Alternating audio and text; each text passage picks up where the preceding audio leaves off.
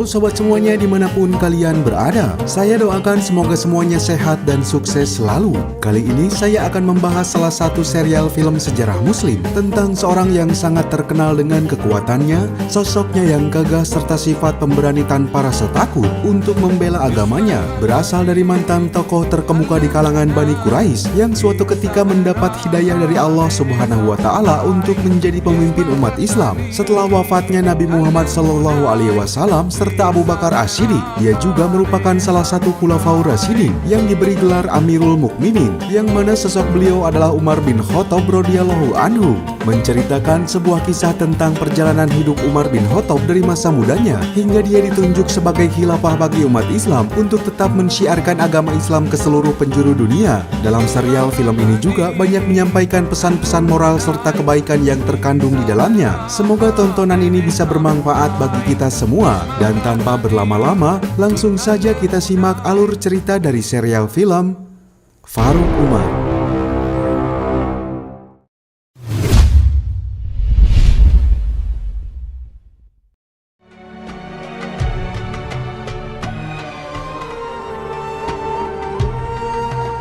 Bismillahirrahmanirrahim. Kisah diawali pada bulan Zulhijjah tahun 23 Hijriah. Kala itu umat Islam sedang menjalankan ibadahnya untuk melengkapi rukun Islam yang kelima, yaitu ibadah haji di kota Makkah. Pada saat itu, Makkah sudah tak lagi berada dalam masa kegelapan atau jahiliyah, yang mana mereka sudah berada dalam situasi yang sangat bahagia tanpa adanya perbedaan, perbudakan, serta penyembah berhala. Karena saat ini mereka senantiasa memanjatkan doa hanya kepada Allah Subhanahu wa Ta'ala.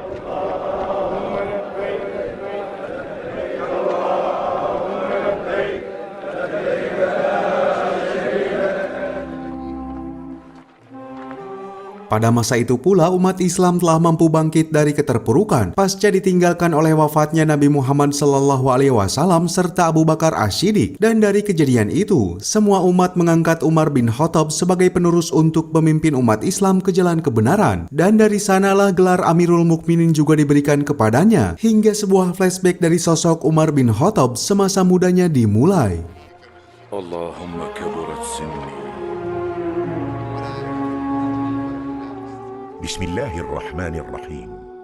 Diceritakan pada masa itu, 6 tahun sebelum diutusnya Nabi Muhammad, Umar bin Khattab masih berusia muda yang mempunyai aktivitas sebagai penggembala unta. Unta-untanya tersebut dilepas liarkan di wilayah lembah Manjanan atas perintah ayahandanya yang bernama Al-Khattab bin Nufail.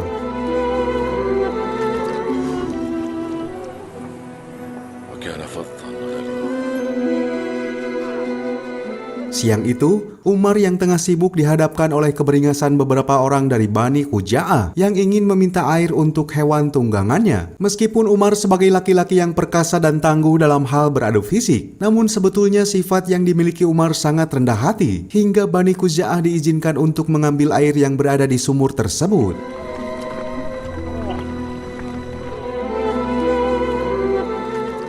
Setelah itu, sifat kebaikan Umar sebagai salah satu Bani Quraisy dari suku Adi terus diperlihatkan. Bahkan dia selalu menolong membawakan beberapa kayu bakar untuk diberikan kepada bibinya, yang kemudian hasil kerja kerasnya itu dibayar oleh beberapa makanan berupa kurma dan kismis.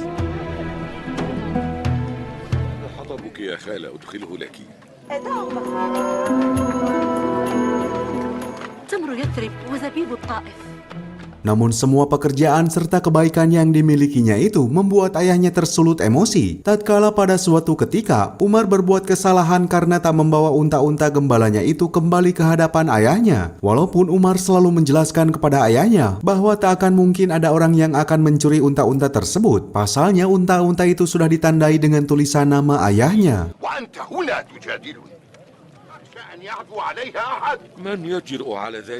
Akan tetapi ayahnya itu selalu merasa khawatir serta menegaskan bahwa meskipun suku Adi merupakan suku yang besar dari Bani Quraisy, namun suku mereka tak setenar seperti suku-suku lain yang berada di tanah Arab, termasuk Bani Makhzum dan Bani Hashim.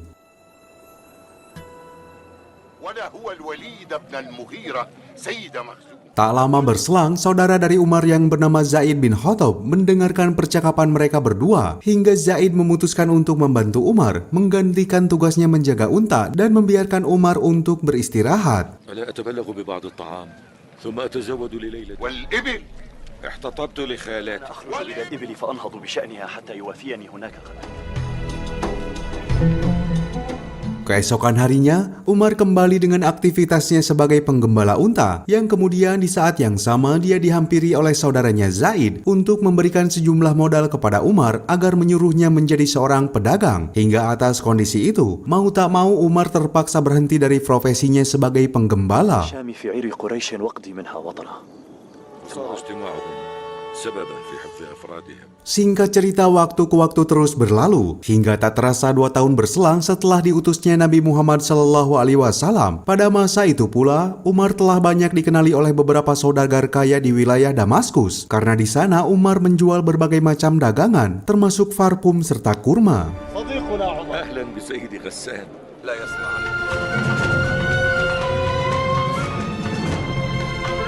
الطيب والبخور والصمغ واللبان والتمر. Akan tetapi di balik semua itu, ternyata sifat jujur yang dimiliki oleh Umar membuat seorang saudagar kaya menjadi tersulut emosi. Pasalnya Umar tak bisa diajak bernegosiasi dalam upaya memonopoli barang demi mencari keuntungan berlebih. Hingga atas kejadian itu pula Umar diajak berkeliling di kota untuk melihat bagaimana cara pedagang mencari untung di kota itu.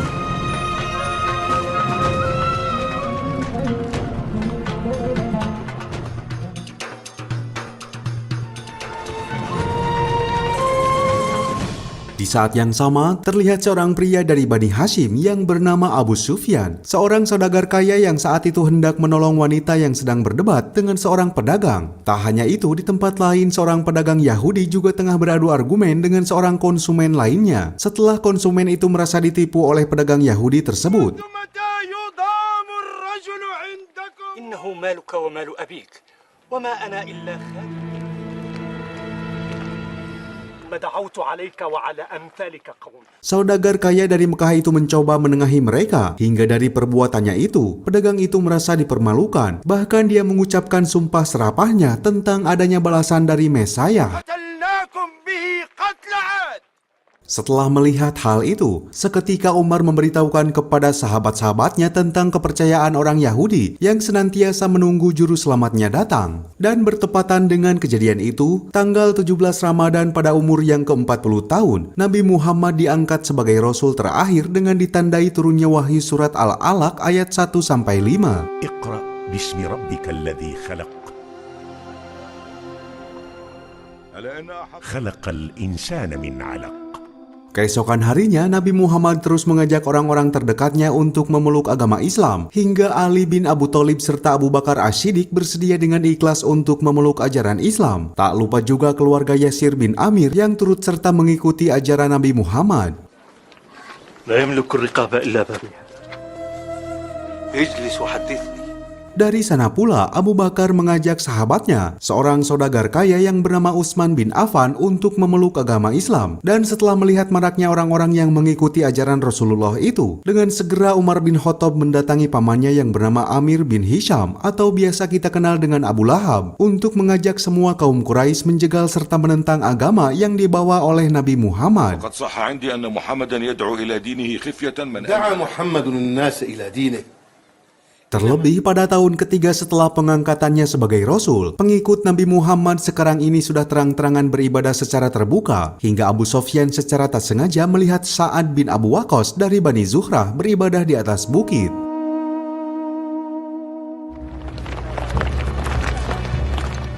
Dan kejadian itu membuat Abu Sufyan tersulut emosi, hingga dia berusaha memprovokasi orang-orang untuk menciptakan keributan, yang membuat dua kubu di antara mereka saling melempar batu satu sama lain dengan menggunakan kerikil-kerikil kecil.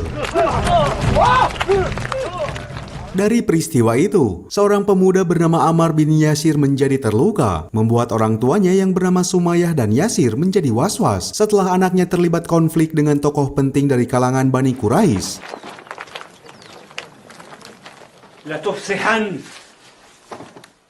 Pasalnya kejadian itu berbuntut pada ibunya yang bekerja pada salah satu petinggi Quraisy bernama Abu Lahab. Walaupun dengan sabarnya, Ammar bin Yasir terus mencoba menenangkan kedua orang tuanya dengan cara menyampaikan wahyu yang baru saja diturunkan kepada Nabi Muhammad yang berisikan Quran surat Ad-Duha ayat 1-11.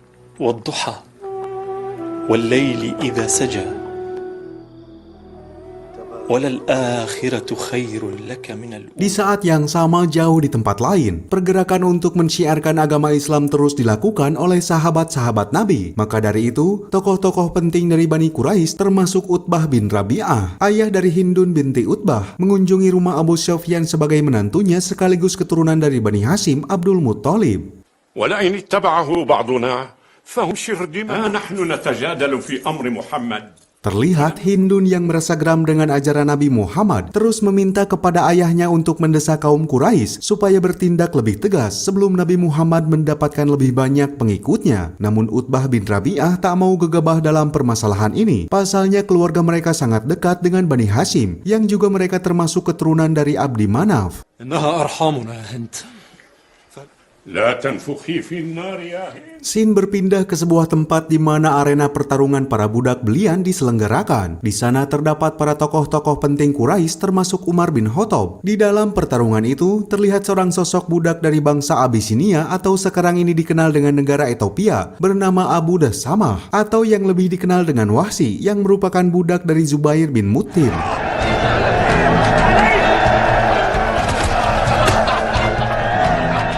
Di sana Wahsy yang terkenal dengan kekuatan fisiknya mampu menumbangkan musuh-musuhnya hingga seorang tokoh Quraisy seketika memasukkan seorang budak bernama Bilal bin Rabah untuk bertarung dengan Wahsy. Namun Bilal yang memang tak mempunyai background sebagai petarung dengan cepat dapat ditumbangkan oleh Wahsy.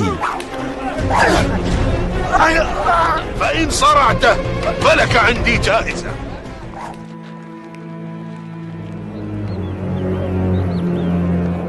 Setelah selesainya acara pertarungan para budak itu, keesokan harinya pada pagi hari, Nabi Muhammad membuat pengakuan dirinya sebagai utusan Tuhan dan mengajak semua warga Mekah untuk masuk ke dalam ajaran Islam. Pertemuan di pagi itu banyak dihadiri oleh tokoh-tokoh penting Quraisy, termasuk Abu Thalib yang menjadi paman kesayangan Nabi Muhammad, yang telah mengabdikan dirinya untuk melindungi setiap kegiatan dakwah keponakannya itu dari segala macam mara bahaya. تأخر عن شيوخ قريش وقد أهمهم ما أهمهم.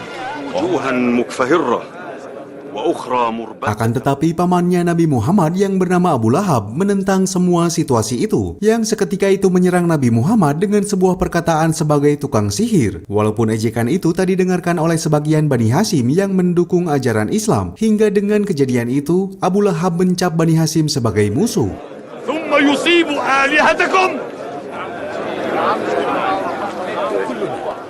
كلنا على رأيك. Selepas kejadian itu, kaum Quraisy mengadakan pertemuan mendadak dengan para tokoh-tokoh penting, termasuk Umar bin Khattab yang ikut serta dalam pertemuan itu. Di sana Umar meminta kepada Zaid bin Khattab sebagai kakaknya untuk ikut dalam pertemuan tersebut, tetapi Zaid yang ternyata lebih dulu masuk ke dalam ajaran Islam menolak ajakan Umar, yang kemudian dia mewakilkan Umar sebagai perwakilan dari sukunya. وما يضرني أن يتقدمني أخي وقد قدمه حزمه. لا يتخلفون وأنت مع الناس. Dalam pertemuan yang merencanakan aksi kejahatan itu, para tokoh-tokoh Quraisy harus terhalang oleh perlindungan dari Abu Thalib yang merupakan tokoh terhormat dari Bani Hashim. Untuk itu Umar menyarankan pendapatnya agar berupaya merayu hati Abu Thalib lebih dulu. Pasalnya orang-orang Quraisy tak akan sanggup melakukan perlawanan terhadap Nabi Muhammad selagi Abu Thalib masih melindungi keponakannya itu.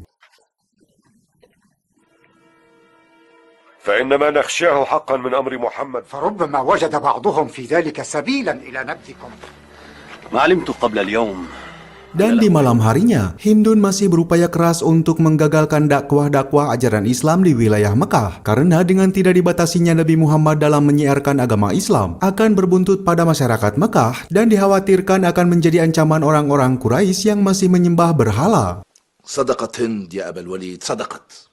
فما أحرانا أن نجتمع معهم على صده ورد. Tak hanya itu, Abu Lahab juga masih menentang keras dakwah yang dilancarkan oleh keponakannya sendiri. Maka dari itu, dia bersama istrinya yang bernama Ummu Jamil sepakat untuk mencelakai Nabi Muhammad meski beliau adalah keponakannya sendiri. لا ترين ما أفعل به. هذا عمه يشهد عليه.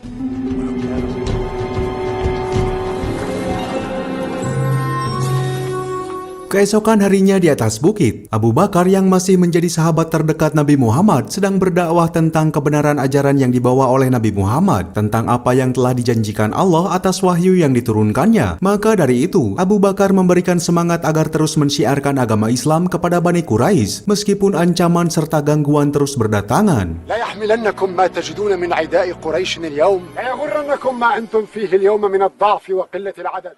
قد صدقنا نبينا يا أبا بكر. Pada malam harinya, Wahsy mendatangi Bilal yang terlihat masih kecewa atas perlakuannya. Pasalnya demi kebebasan sebagai budak, Wahsy tersegan-segan melukai Bilal yang masih merupakan orang terdekatnya. Dan dari perdebatan itu pula, Wahsy sudah melihat kecurigaan terhadap Bilal yang sudah tak pernah berada di tempat peristirahatannya. Namun dari pernyataan Wahsy tersebut, Bilal hanya diam 1000 bahasa. فمن رجل من قريش يرضى أن تقول إنك تقاربه في العقل.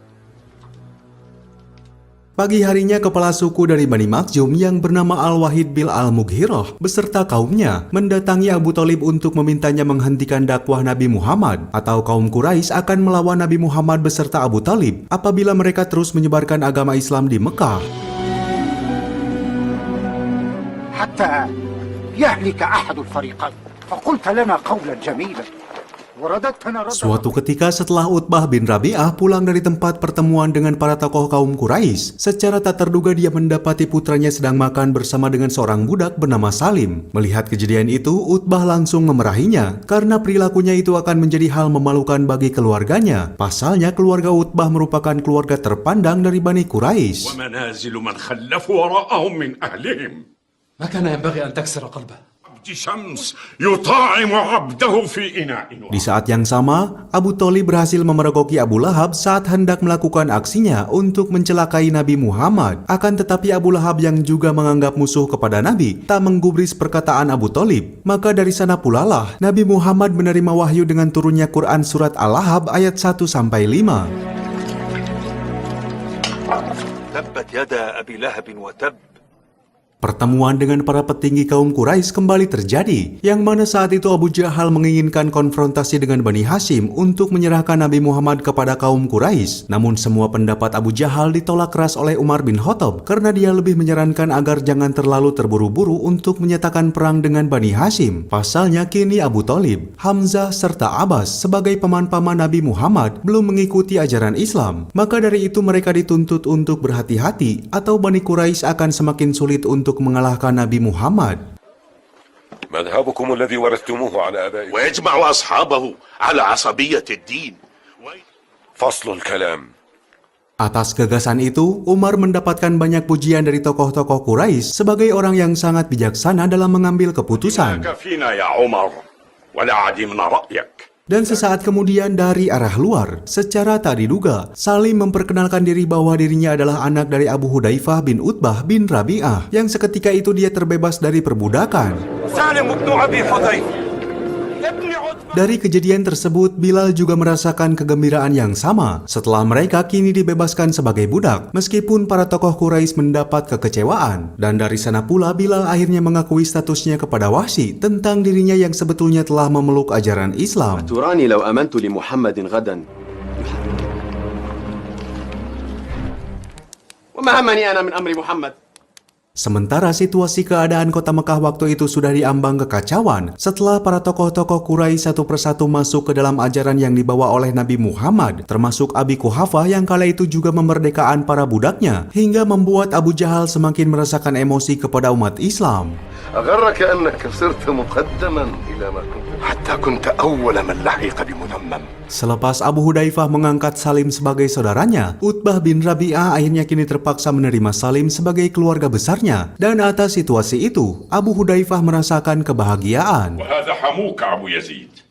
لماذا لم تفرح؟ فقد صرت من أهل بيتي. Keesokan harinya, pertemuan para tokoh-tokoh Quraisy kembali dilakukan, yang mana waktu itu bertepatan saat kota Mekah sedang berada di musim haji. Maka dari sana para tokoh-tokoh Quraisy membuat strategi untuk memfitnah Nabi Muhammad sebagai tukang sihir dan pembohong, agar rombongan haji yang berada di luar Mekah mengurungkan niatnya untuk masuk ke dalam ajaran Nabi Muhammad. يا معشر قريش ها قد حضر هذا إن أقرب القول فيه Selepas dari pertemuan itu, secara tak disangka Abu Hudzaifah kini telah berani untuk melakukan ibadah bersama dengan Salim yang membuat ayahnya menjadi kecewa. Namun dengan bekal ilmu yang diajarkan Nabi Muhammad, Abu Hudzaifah tetap mempertahankan agama yang dianutnya, yang seketika itu mereka terjebak ke dalam situasi perdebatan. ما هذا؟ لا أراه يطيعني وقد أطاعني بنو عامر بن لؤي. أمرني ببره ما عشت أبدا. ويل منك يا أبا حذيفة. Dan atas kondisi itu, Abu Sofyan beserta Hindun dengan sengaja mengunjungi rumah ayah mertuanya, yang kemudian Hindun merasakan kekecewaan setelah mendapati adiknya yang juga telah menganut ajaran Nabi Muhammad dan menjadi aib bagi keluarganya. Hingga dari peristiwa itu menjadikan keluarga mereka semakin terpecah, yang kemudian Hindun mencap Nabi Muhammad sebagai musuhnya. ما أحرانا إذن أن نشتد في عداوة محمد. سوء يا السوء.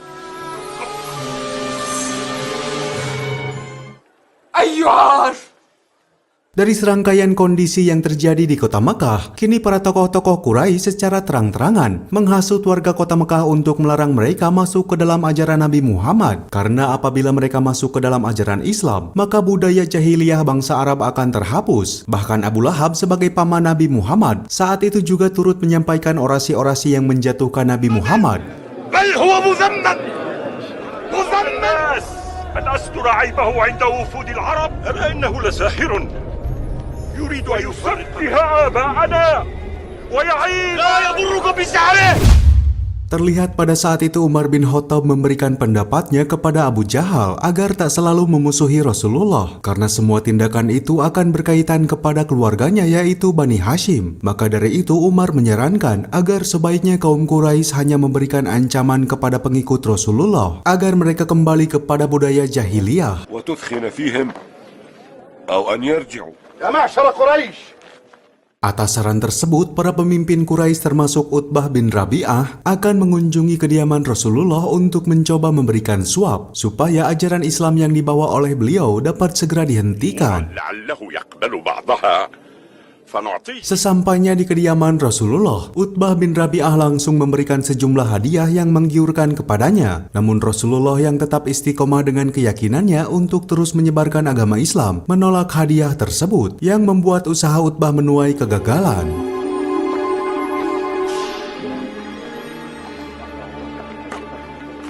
والله ما هو بالشعر ولا بالكهانة. Kegagalan beliau untuk membujuk Rasulullah langsung dia kemukakan di tempat perkumpulan para pemimpin Quraisy. Di sana Utbah menyarankan agar para pemimpin Quraisy tak menyentuh Rasulullah. Pasalnya Rasulullah menginginkan perubahan besar di Mekah. Hingga pendapat tersebut dibenarkan oleh anaknya Abu Hudzaifah beserta anak angkatnya Salim yang saat itu sengaja menyusul beliau. فلا أقل من أن تصغوا إلى رأي أبي. ما نحن فاعلون بمحمد وصحبه.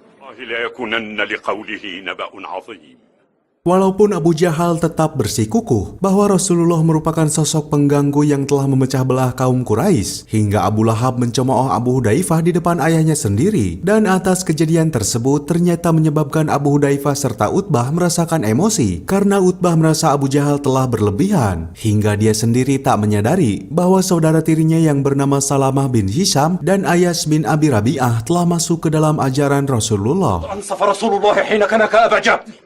أقصر يا أبا الحكم. لأمك عياش بن أبي ربيعة وقد أسلم. Mendengar perkataannya, Abu Jahal langsung mencari keberadaan saudaranya itu untuk memberikan sebuah hukuman karena mereka berdua telah menjadi aib dari keluarganya, termasuk juga Umar yang kecewa atas kedua sahabatnya itu. هل سمعتما؟ ما هذا؟ أيديكم عني قطع. Setelah mengetahui bahwa beberapa dari kaum Quraisy telah memeluk ajaran Islam, Umar langsung memberikan sebuah ancaman kepada kaumnya yaitu Bani Adi. Karena Umar tak mau apabila Bani Adi mengikuti ajaran Rasulullah dan jika mereka membangkang, maka Umar tak segan-segan akan memberikan hukuman. Pasalnya kala itu Umar telah ditunjuk sebagai pemimpin hingga rasa tanggung jawab Umar sangat besar terhadap kaumnya. أنصتوا يا بني عدي إلى قولي وصلها. ولكنه صعيد العذاب. Terlebih pada saat itu, Abu Jahal juga tak segan-segan mengintimidasi orang-orang yang telah masuk ke dalam ajaran Islam. Dia tak pandang bulu meskipun itu saudaranya, seorang bangsawan maupun budak yang bekerja pada orang-orang Quraisy. Hingga di saat yang sama, kaum Adi juga tak luput dari siksaan Umar. Setelah mereka diperingatkan, namun nyatanya mereka memutuskan untuk membangkang dan memilih memeluk ajaran Islam.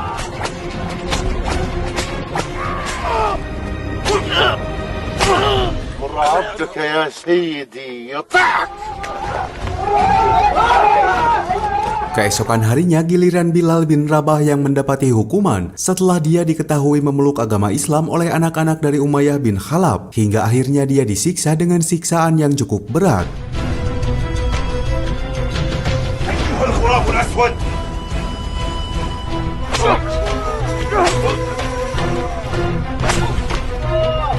Tak hanya itu, Abu Jahal juga mendapati bahwa keluarga Yasir, salah satu keluarga petinggi Bani Quraisy, kini telah memeluk ajaran Islam. Informasi itu dia ketahui saat Umayyah membeberkan semuanya kepada Abu Jahal, dan dari sana Abu Jahal mulai merasa khawatir serta malu atas semua tindakan yang selama ini dia lakukan. أما علمت أن مواليكم ياسر العنسي على دين محمد. Atas hal itu Abu Jahal langsung memberikan hukuman kepada keluarga Yasir yang dia anggap sebagai aib bagi Bani Quraisy. Mereka merasakan siksaan berat di tengah padang pasir yang gersang, termasuk Bilal bin Rabah yang disiksa pada hari kedua oleh Umayyah dengan siksaan yang lebih berat. بل خدمنا وموالينا.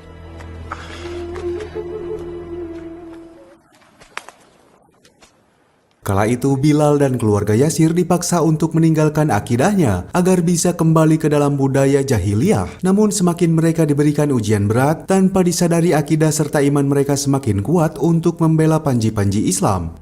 Ahadun ahad. Lisani la yuhsinu. Atas hal itu, Bilal selalu berdoa kepada Allah Subhanahu wa Ta'ala untuk bisa terbebas dari perbudakan serta siksaan, hingga akhirnya Allah Subhanahu wa Ta'ala mengabulkan doanya. Yang pada saat itu, Abu Bakar tiba-tiba datang untuk memerdekakan Bilal dari perbudakan Umayyah.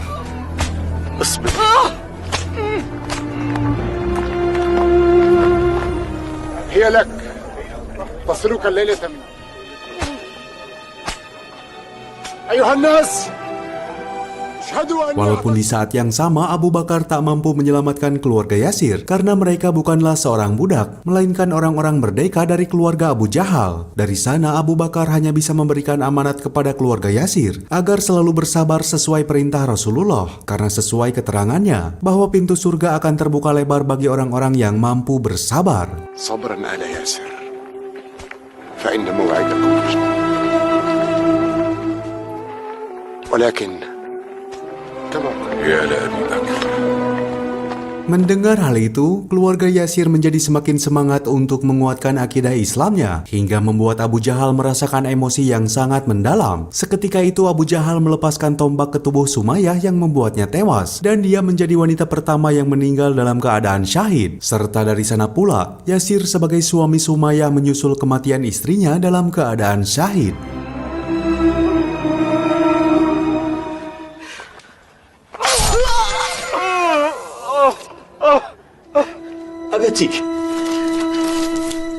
Melihat kedua orang tuanya yang telah meninggal, Ammar merasakan duka yang sangat mendalam. Namun Abu Jahal terus mendesak dan menyiksa Ammar dalam siksaan yang sangat keji. Hingga atas siksaan itu, membuat dirinya tak sengaja menyalahkan Rasulullah. Muhammadun kadzab.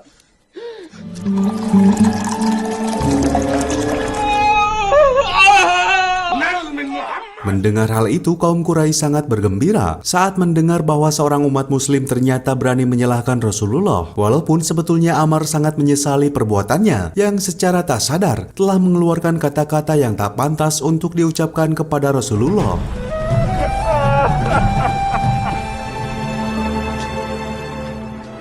Setelah melakukan perbuatan itu, Abu Jahal tak sengaja berpapasan dengan Abdullah bin Mas'ud yang merupakan salah satu ashabikunal awalun atau orang-orang yang pertama kali memeluk ajaran Islam. Di sana Abu Jahal yang tak senang dengan orang-orang muslim terus mencemoohnya, tapi Abdullah yang terus bersabar tak menghiraukan semua ucapannya, membuat Umar bin Khattab yang melihat hal itu mencoba menolongnya, hingga Abdullah memohon kepada Allah supaya Umar bisa secepatnya diberikan hidayah dan masuk kepada ajaran Islam. انظروا ساقيه انظروا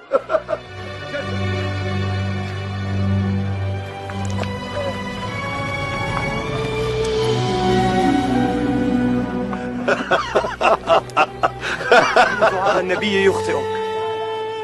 Tak berselang lama Abu Bakar mencoba untuk memberikan pencerahan kepada umat muslim agar selalu bersabar dikala mereka mendapatkan ujian berat dari kaum Quraisy. Untuk itu Abu Bakar mempunyai suatu ide agar umat muslim mencoba untuk melantunkan ayat-ayat suci Al-Quran di tempat keramaian supaya semua warga Mekah dapat terbiasa dan perlahan bisa menerima agama Islam. كلما اشتد عليه قومه بالأذى وإن رسول الله قد بعث هاديا إلى ما؟ لقد كنا في عزة ونحن مشركون. Mendengar usulan itu, Abdullah bin Mas'ud memberanikan diri melantunkan ayat-ayat suci Al-Quran, yaitu surat Ar-Rahman ayat 1-78 di depan pemimpin Quraisy. Walaupun selepas itu dia harus menerima siksaan yang cukup berat. الرحمن علم القرآن والإكرام فبأي آلاء ربكم. Setelah itu, Umar menyempatkan diri untuk mengunjungi kediaman adiknya, yang mana dia bernama Fatimah binti Al-Khattab, serta suaminya yang bernama Sa'id bin Zaid. Di sana Umar terus merenung dan belajar dari kejadian yang menimpa Abdullah bin Mas'ud, yang saat itu dia dipukuli hingga tak ada yang mau membantunya. Maka dari itu Umar dengan segenap jiwa raganya memutuskan untuk melindungi kaumnya tersebut, meskipun harus berhadapan dengan Rasulullah. يسبون ويشتمون ولا يجيبون إلا بالسلام ولئن شئتم لأغادينهم بمثلها. لا ويح محمد ما أحدث فينا. Tak berselang lama, kejadian tak mengenakan terjadi di depan Ka'bah setelah Abu Lahab serta pemimpin Quraisy melakukan tindakan kekerasan kepada Abu Bakar serta Rasulullah yang pada waktu itu sedang menciarkan agama Islam.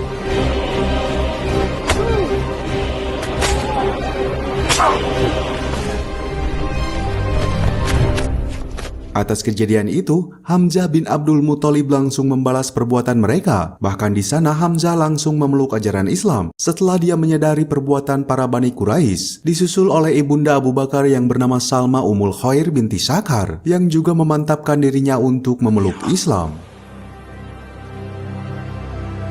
أشهد أن لا إله إلا الله. أتشتمه وأنا على دينه؟ وإني أشهد أن لا إله إلا الله. Pada malam harinya, Umar berpapasan dengan Abdullah bin Suhail yang merupakan anak dari Suhail bin Amir. Di sana Abdullah sedang dilanda kebimbangan untuk memilih antara dua pilihan, antara mengikuti jejak ayahnya atau mengikuti ajaran Rasulullah yang menjadi pilihan hati kecilnya. Dengan sifat bijaksana, Umar memberikan pendapatnya agar dia mengikuti kata hatinya. Maka dari sana Abdullah bin Suhail secara terang-terangan mengakui kepada ayahnya jika dirinya telah memeluk agama Islam. Atas hal itu, Abdullah bin Suhail secara otomatis telah dicoret dari daftar keluarga, bahkan hak warisnya telah dihapuskan.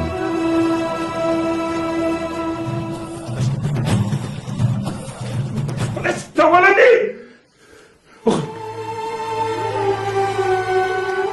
Pada masa itu, kekerasan kepada umat Islam terus terjadi di kota Mekah. Maka dari itu, Rasulullah memberikan amanah kepada umatnya agar berhijrah ke kota Abisinia, yang sekarang ini menjadi negara Ethiopia. Kala itu, kota Abisinia dipimpin oleh seorang raja yang sangat bijaksana bernama Najasyi. Dia adalah penguasa kerajaan Aksum pada periode 614 sampai 631 Masehi.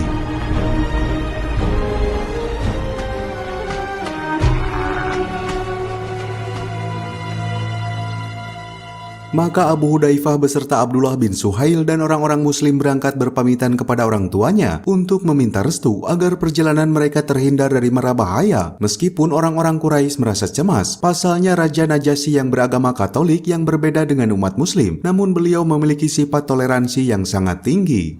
على غير دين محمد قاسمنا أبناءنا وقسم قلوبنا. Waktu ke waktu terus berlalu, tak terasa rombongan umat muslim telah sampai di kota Abisinia. Di sana umat muslim diterima dengan baik oleh Raja Najasyi, hingga raut wajah kebahagiaan terlihat dari raut wajah Utsman bin Affan. Karena terlepas dari situasi itu, Raja Najasyi memang telah mengenal sosok ayahanda Abu Hudzaifah yaitu Utbah, yang merupakan kabilah dagang di kota tersebut. Maka tak heran jika para rombongan umat muslim dari Mekah dapat diterima dengan baik.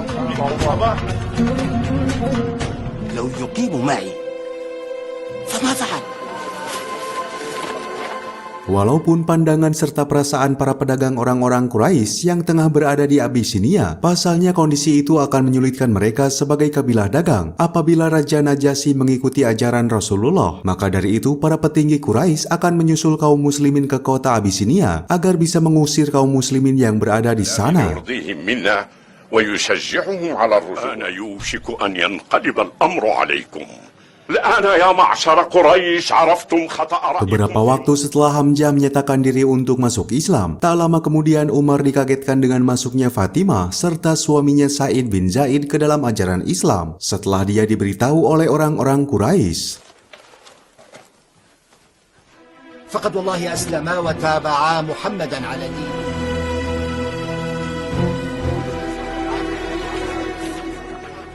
Dengan perasaan emosi, tiba-tiba Umar melukai Sa'id bin Zaid serta Fatimah. Di sana Umar meminta pembuktian kebenaran dari ayat suci yang telah diturunkan kepada Nabi Muhammad, dan kemudian sebuah hidayah tiba-tiba berhasil meluluhkan hati Umar saat dia membaca surat ke-20 yaitu Quran surat At-Taha yang terdiri dari 135 ayat. Maka dari sana dia segera menghampiri kediaman Rasulullah seraya membawa sebilah pedang, dan seketika dia menyatakan diri untuk memeluk agama Islam dengan sepenuh hatinya.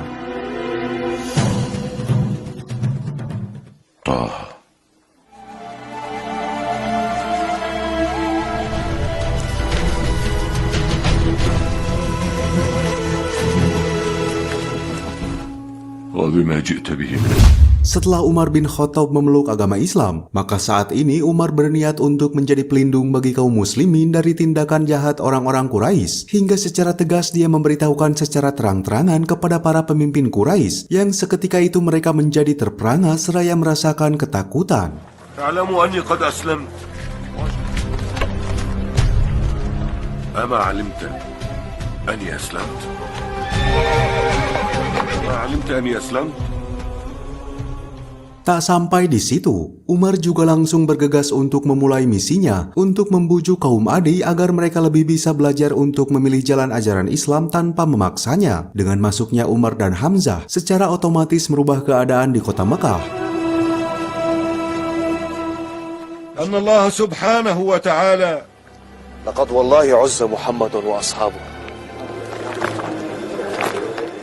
Terlebih saat ini umat muslim mempunyai sosok pelindung dari kekejaman Bani Quraisy hingga mereka bisa beribadah dengan tenang. Bahkan kini Umar juga mulai memberanikan diri untuk berdakwah kepada masyarakat Mekah agar bisa meninggalkan budaya jahiliyah dan kembali ke jalan ajaran agama Islam.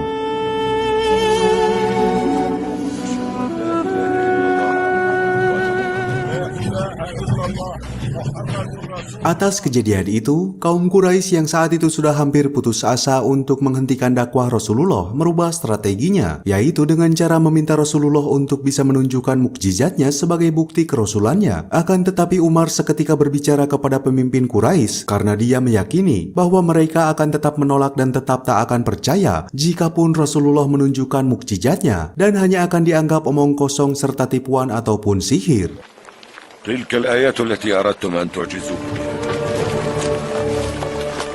فكيف بمن غاب عنها قولوا أنتم. Bahkan Umar memberikan contoh saat dia menceritakan tentang para nabi sebelumnya yang sudah menunjukkan mukjizatnya, namun tetap masih ada saja kaum yang tak mempercayai bahwa beliau adalah seorang nabi. Dan dari sana Umar menjelaskan kembali bahwa hanya orang-orang yang mempunyai hidayah dan akal sehatlah yang dapat mengakui dengan ikhlas serta percaya kepada nabi. فإن كفروا بها بعد أن شهدوها وإنكم والله لا تكذبونه Sementara itu di tempat lain, Utsman bin Affan yang saat ini masih tinggal di Abisinia tak sengaja menemui seorang pedagang dari Mekah. Di sana Utsman bin Affan menanyakan kepada beliau tentang kondisi Mekah pada saat ini. Kemudian pedagang tersebut menceritakan situasi perubahan kota Mekah yang sangat signifikan saat Hamzah dan Umar telah memeluk agama Islam, yang ternyata berita itu menjadi kabar baik bagi Utsman serta umat muslim lainnya, hingga mereka memutuskan untuk bergegas pulang ke kota Mekah demi memastikan kabar baik tersebut.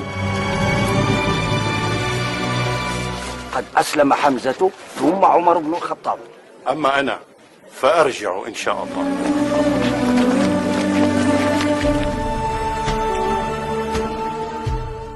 Kepulangan sebagian umat Islam dari tanah Abisinia menjadi momen yang sangat mengharukan bagi mereka, termasuk Abdullah bin Suhail yang saat itu langsung disambut oleh keluarga kecilnya. Namun pada keesokan harinya, Abdullah bin Suhail harus menerima hukuman setelah ayahnya memutuskan untuk mengurungnya karena keputusannya untuk memeluk ajaran Islam. Hingga kini dia menjadi aib bagi keluarganya. Tak hanya itu, Abu Jandal yang merupakan saudara dari Abdullah bin Suhail juga terpaksa harus menerima hukuman setelah dirinya mengakui telah memeluk agama Islam.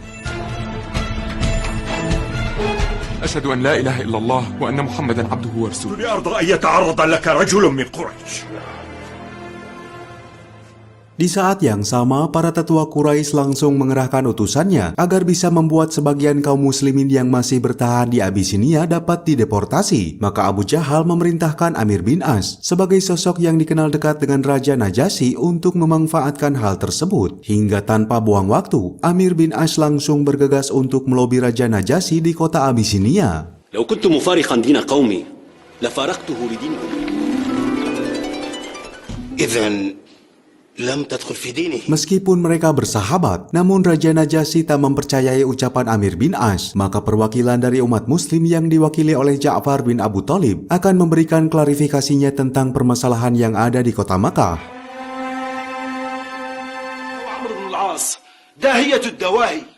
Dengan menceritakan pada masa jahiliyah sampai datangnya Rasulullah, Ja'far bin Abu Thalib secara detail menggambarkan bagaimana orang-orang Quraisy bertindak sesuka hatinya, mencelakai umat muslim sampai mereka berhijrah ke Abisinia agar bisa mencari perlindungan sesuai amanah dari Rasulullah. Tak sampai di situ, Ja'far bin Abu Thalib juga membacakan ayat suci Al-Quran yang berisikan surat Maryam ayat 7-15.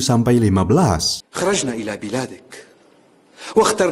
Inna nubashshiruka bighulamin ismuhu Yahya. Mendengar lantunan ayat tersebut yang berisikan doa Nabi Zakaria saat meminta keturunan kepada Allah, membuat Raja Najasyi meneteskan air matanya, yang mana ayat suci itu terlihat sangat mirip seperti apa yang pernah disampaikan oleh Nabi Isa sesuai keyakinan orang-orang Katolik, hingga usaha dari Amir bin As untuk memulangkan orang-orang muslim menuai kegagalan. Setelah kegagalan mereka untuk menarik sebagian umat muslim dari tanah Abisinia, kaum Quraisy kini berencana akan melakukan hal jahat kepada umat muslim di Mekah, terutama untuk keluarga dari Bani Hashim. Saat itu Abu Jahal mengancam pemboikotan kepada penduduk Mekah agar orang-orang Quraisy menghentikan segala bentuk perdagangan, pernikahan, dan lain-lain dengan Bani Hashim, selagi orang-orang Bani Hashim masih membangkang kepada kaum Quraisy, hingga peristiwa pemboikotan itu berlangsung selama 3 tahun, tepatnya pada bulan Muharram tahun ke-7 sampai 10 pada masa kenabian. Wala nujalisahum wala nadkhul biyutahum wala nabi'ahum syai'an.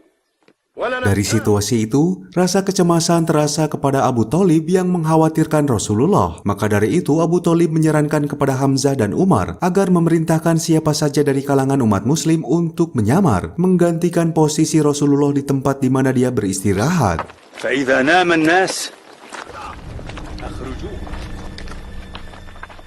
Singkat cerita, aksi pemboikotan itu telah berlangsung hingga kaum Bani Hashim merasakan dampaknya seperti kelaparan dan lain-lain, termasuk juga Abu Thalib yang kala itu sudah berusia renta yang sering mendapatkan perlakuan yang tak mengenakan dari orang-orang Quraisy.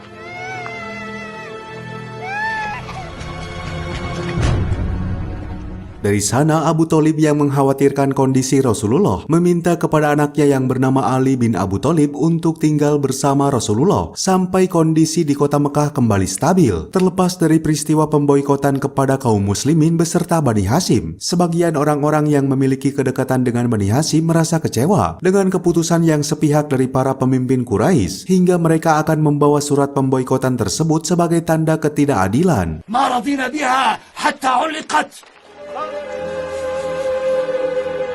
قل ما بدا لك وأنا أول من يشقها. Lantas setelah mereka membawa surat itu yang berada di dalam Ka'bah, alangkah terkejutnya mereka setelah melihat surat itu dalam kondisi yang sudah rusak, dan maka secara otomatis pemboikotan tersebut telah selesai hingga beberapa orang-orang muslim dari Bani Hashim terlepas dari aksi tersebut. يرفعوا عودا في وجوه الملأ يدفعون به من هذه الصحيفة العادية الظالمة.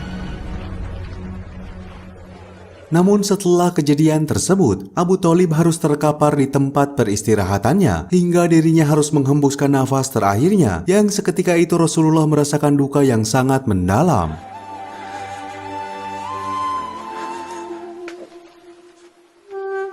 Beberapa waktu berselang setelah kematian dari paman tercintanya, Rasulullah dihadapkan pada perjanjian Bai'at Aqabah I, yang mana 12 orang penduduk Yathrib memeluk agama Islam. وجددنا وإياهم البيعة على ما تشترط ولكن أرسل معنا رجلا من أصحابك. Memasuki bulan haji tahun 13 Hijriah, sekumpulan orang-orang Yathrib telah memasuki Mekah untuk melaksanakan ibadah haji, dan setelah mereka melaksanakan ibadahnya, paman Rasulullah yang bernama Abbas bin Abdul Muthalib meminta kepada penduduk Yathrib untuk menjaga Rasulullah seperti orang-orang Bani Hashim yang menjaganya sebaik mungkin, karena saat mendengar Rasulullah akan berhijrah ke Yathrib, Abu Jahal serta kawannya mempunyai suatu niatan yang buruk kepada Rasulullah untuk membunuhnya. Ketika Rasulullah hendak keluar dari kediamannya, namun niatan itu menuai kegagalan setelah Ali bin Abu Thalib menggantikan posisi Rasulullah di tempat di mana dia sedang beristirahat.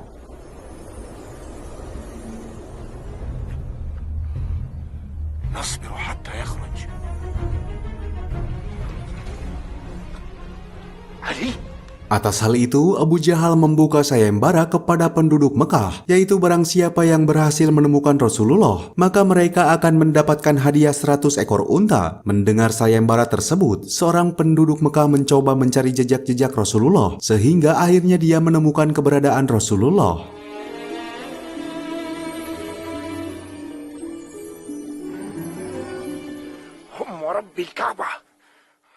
Tak berselang lama, niatan dari seorang penduduk Mekah tersebut urung terjadi setelah Rasulullah menjanjikan berupa hadiah dari kerajaan Persia. Hingga dari kejadian itu, Rasulullah serta Abu Bakar dapat meninggalkan Mekah dalam keadaan aman.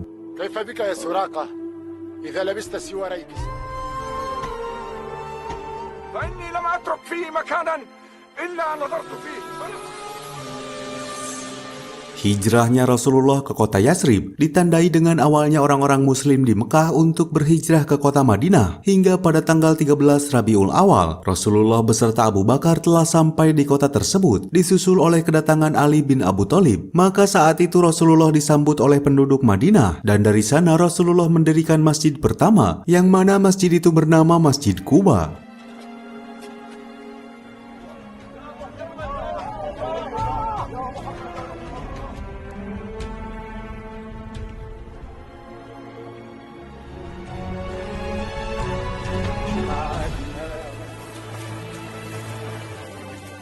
Singkat cerita, pengerjaan masjid umat muslim telah rampung dilaksanakan. Maka seketika itu, Bilal bin Rabah ditunjuk oleh Rasulullah mengumandangkan azan untuk pertama kalinya. Mendengar seruan azan yang dilantangkan oleh Bilal, tokoh-tokoh muslim langsung berbondong-bondong berdatangan ke masjid untuk menyaksikan Bilal. Dan setelah itu, waktu tak terasa terus berlalu. Saat ini terdapat kaum muhajirin dan ansor beserta para sahabat Rasulullah yang pada waktu itu berencana untuk menghadang kabilah pedagang dari Abu Sufyan yang telah pulang dari negeri Syam.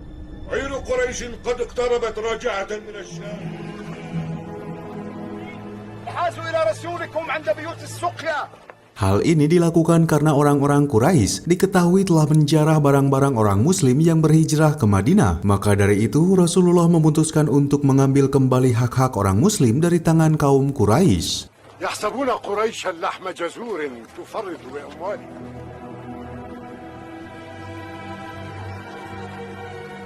Maka 313 tentara Islam dikerahkan untuk mencegat pedagang kaum Quraisy itu sebelum sampai ke kota Mekah di dekat sebuah sumur milik Badar. Mengetahui hal ini, Abu Sufyan segera mengirimkan seorang utusan untuk meminta bantuan kepada orang-orang Quraisy yang berada di kota Mekah. Dari sana, sebanyak 1000 pasukan Quraisy yang dipimpin oleh Abu Jahal menyatakan perang dengan kaum muslimin. Terlebih orang-orang Quraisy mempunyai perasaan cemburu setelah mereka mengetahui kaum muslimin telah berkembang pesat di kota Madinah.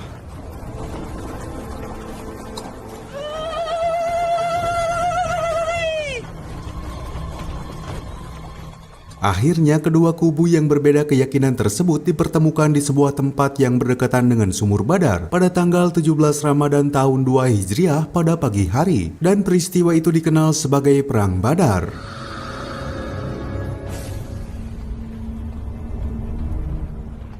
ستعلم يا مصفر قصدي. Umat muslim yang dipimpin oleh Hamzah mengirimkan perwakilannya untuk melakukan pertarungan 1 lawan 1 dengan perwakilan orang-orang Quraisy. Mereka terdiri dari Ali bin Abi Thalib, Hamzah serta Ubaidah bin Harits. Sedangkan dari kubu Quraisy diwakili oleh Utbah bin Rabi'ah, Walid bin Utbah serta Syaibah bin Rabi'ah.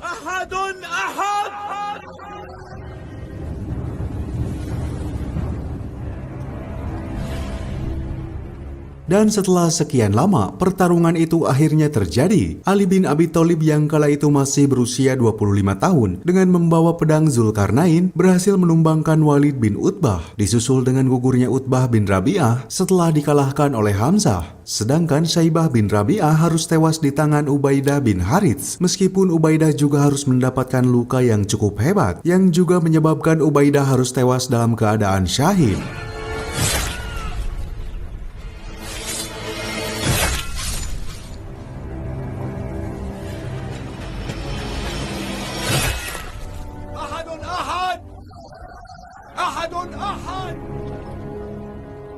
Walaupun setelah pertarungan itu dimenangkan oleh pihak kaum muslimin, ternyata tiba-tiba pasukan Quraisy langsung mengerahkan pasukannya untuk menyerang kaum muslimin. Di saat yang sama, Hamzah mengambil alih komando pasukan muslimin untuk mengerahkan setiap divisinya, termasuk Ali bin Abi Thalib yang juga memegang komando dari kaum Muhajirin.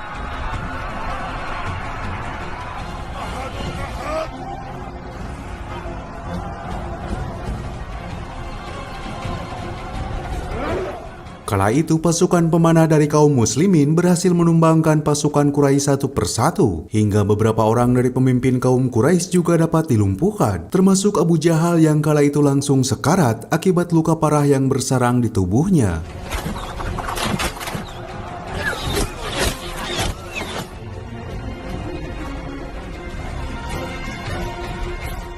Kematian Abu Jahal yang menggemparkan itu juga dirasakan oleh Umayyah bin Khalaf setelah Bilal bin Rabah sebagai mantan budaknya berhasil melumpuhkan Umayyah dengan pedangnya. Hingga setelah melihat tumbangnya para pemimpin Quraisy, maka secara garis besar umat muslim dapat dikatakan menang dalam pertempuran Badar.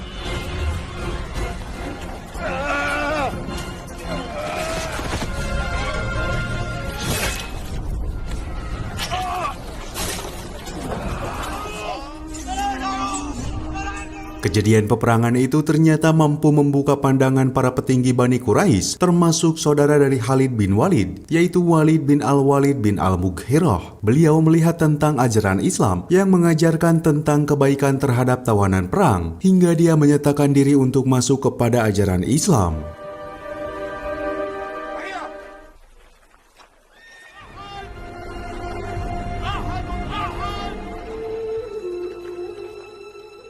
Beberapa bulan kemudian, kota Mekah dirundung duka yang sangat mendalam setelah para kaum Quraisy ditinggalkan oleh para tokoh petingginya pasca meletusnya Perang Badar. Terlihat seseorang bernama Hindun yang menangisi saudara serta ayahandanya yang telah dibunuh oleh Hamzah. Dan dari sana pula lah Hindun merasakan sebuah dendam kepada Hamzah. لئن ظفرت به سنبلغ ثأرنا يا هند ولا تشفين. Maka Hindun meminta bantuan kepada seorang budak bernama Wahsy untuk bisa melenyapkan Hamzah. Dia diberikan sebuah iming-iming bahwa apabila misi tersebut berhasil, maka Wahsy akan terbebas dari perbudakan serta mendapatkan perhiasan yang sangat banyak dari Hindun. فعلت هذا فإن استطعت أن تقتله. Tak mau kehilangan kesempatan, Wahsy langsung menyetujui kesepakatan itu. Hingga singkat cerita pada tanggal 7 Syawal tahun 3 Hijriah, meletuslah perang Uhud yang dikomandoi oleh Abu Sofyan dari kaum Quraisy, sedangkan dari kaum muslimin masih dipimpin oleh Rasulullah.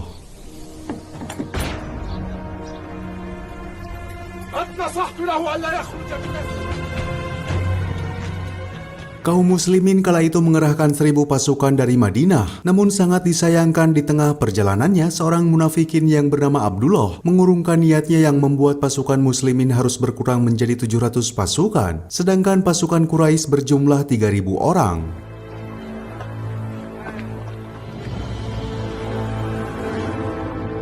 Dalam peristiwa perang Uhud tersebut, di sana Rasulullah memerintahkan kepada pasukan pemanah yang berkisar 50 orang untuk tetap bersiaga di atas bukit meskipun dalam situasi apapun. Karena saat itu, kaum Quraisy mengusung misi balas dendam setelah kekalahan perang Badar, hingga mereka segera mengerahkan pasukannya untuk menyerang kaum muslimin.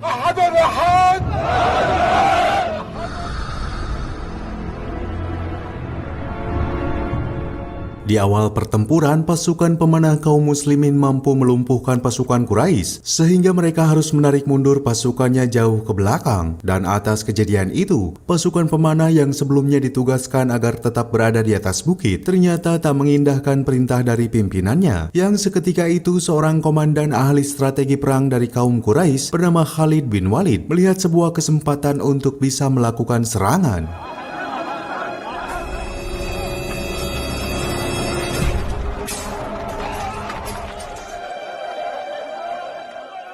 Khalid bin Walid langsung memerintahkan pasukan berkudanya agar memutari bukit Uhud, hingga pasukan muslimin yang sedang terlena atas mundurnya kaum Quraisy seketika tercengang setelah pasukan Khalid bin Walid menyerang dari arah belakang secara mendadak, hingga pasukan muslimin banyak yang berguguran.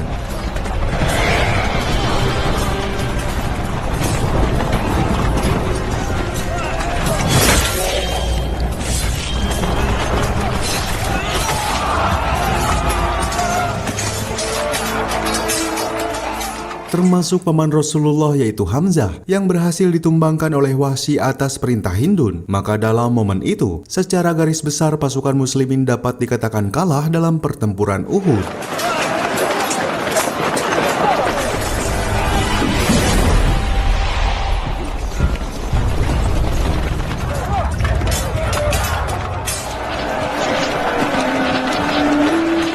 Dari kejadian itu pula, Wahsy dapat terbebas dari statusnya sebagai budak, serta mendapatkan perhiasan yang sangat melimpah setelah dia berhasil melakukan kesepakatan yang diminta oleh Hindun. Namun kebahagiaan Wahsy tak bertahan lama, pasalnya dia ternyata masih dianggap sebagai budak yang dipandang secara hina oleh orang-orang Mekah. Hingga dengan kejadian itu, Wahsy merasakan sakit hati kepada penduduk Mekah. انظر طريقك أيها العبد. ألا ترانا مجتمعين في نادينا نخوض فيما يشغل قومنا؟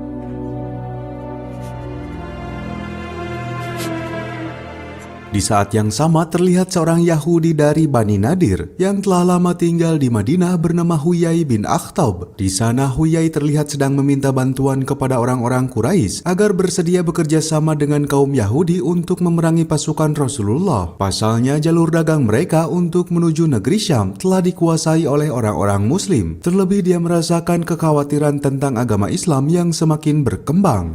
فإن رأوا عديدنا واطمأنوا إلى تفوقنا أما غطفان فعاقدناهم على. Tak hanya itu, Huyai juga akan melakukan negosiasi dengan kaum Gutafan yang dipimpin oleh Uyainah bin Hisni Fazari dengan memberikan sogokan berupa pemberian kurma Khaybar selama 1 tahun agar mereka mau bersedia memerangi umat Muslim.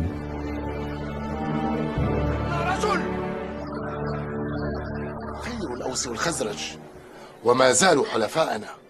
Mengetahui kaum Yahudi bekerja sama dengan kaum Quraisy, para sahabat Rasulullah segera membuka rapat darurat. Di sana seseorang bernama Salman Al-Farisi memberikan sebuah ide agar orang-orang Muslim membuat benteng parit di sektor utara kota Madinah. Hal ini dilakukan karena di sebelah utara Madinah itu merupakan satu-satunya jalan terbuka yang akan dilalui pasukan musuh. فلا تصلوا إلينا أو Karena di sisi lain kota Madinah sudah terdapat benteng, gunung-gunung yang menjulang dan dipenuhi dengan pepohonan, sehingga tak mungkin dilalui oleh pasukan musuh. Rencana pembuatan parit itu akan dibangun sepanjang 3 km dengan lebar 4-6 meter. Dan pada bulan Syawal tahun 5 Hijriah atau tepatnya pada tahun 627 Masehi, terjadilah pertempuran yang dikenal sebagai pertempuran Perang Khandak atau Perang Ahzab yang dipimpin oleh Abu Sofyan dari kaum Quraisy dan kaum muslimin dipimpin oleh Rasulullah. Di sela-sela pertempuran itu, Bani Quraiza, salah satu kaum Yahudi, telah berkhianat dan melanggar fakta perdamaian dengan Rasulullah serta pengikutnya, karena mereka tak membantu mempertahankan Madinah hingga memilih jalan bersekutu dengan kaum Quraisy. أما كنت والأوس أحلافكم ندفع عنكم ما قصدتم بها إلا لا عهد بيننا وبين محمد. Kala itu, Abu Sofyan yang telah ditunjuk sebagai pemimpin Mekah terus menggempur pertahanan benteng parit umat muslim, hingga salah satu sahabat Nabi yang bernama Sa'ad bin Mu'adz harus terkena luka yang cukup parah yang membuat dirinya harus tewas dalam keadaan syahid.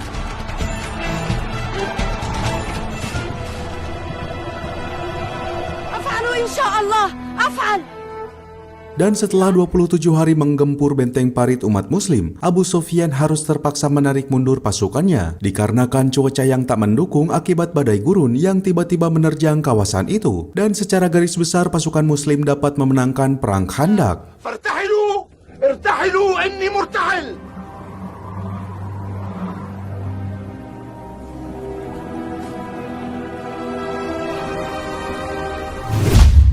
Waktu ke waktu terus berlalu. Saat itu umat muslim di Madinah telah berkembang pesat di sana. Kala itu Umar bin Khattab menyarankan agar umat muslim bersiap-siap untuk melaksanakan umroh ke Mekah atas perintah Rasulullah, yang seketika itu umat muslim sangat bahagia. إنها الرؤيا رآها رسول الله رأى أننا ندخل معه مكة.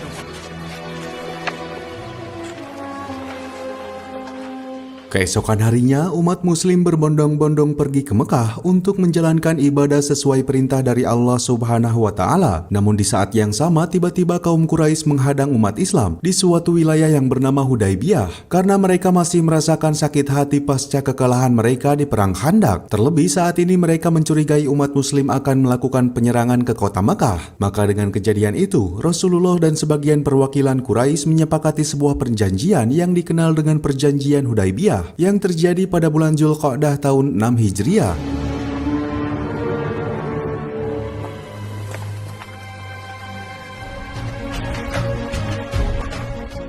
Perjanjian itu berisikan bahwa tak boleh ada peperangan antara kedua belah pihak dalam jangka waktu 10 tahun. Siapapun orang yang ingin mengikuti Rasulullah maka diperbolehkan secara bebas, dan siapapun yang ingin mengikuti Quraisy juga diperbolehkan secara bebas. Lalu jika seorang pemuda yang masih mempunyai orang tua, maka tak boleh mengikuti ajaran Rasulullah tanpa seizin orang tuanya. Dan bila umat muslim mengikuti kaum Quraisy, maka dia tak akan dikembalikan.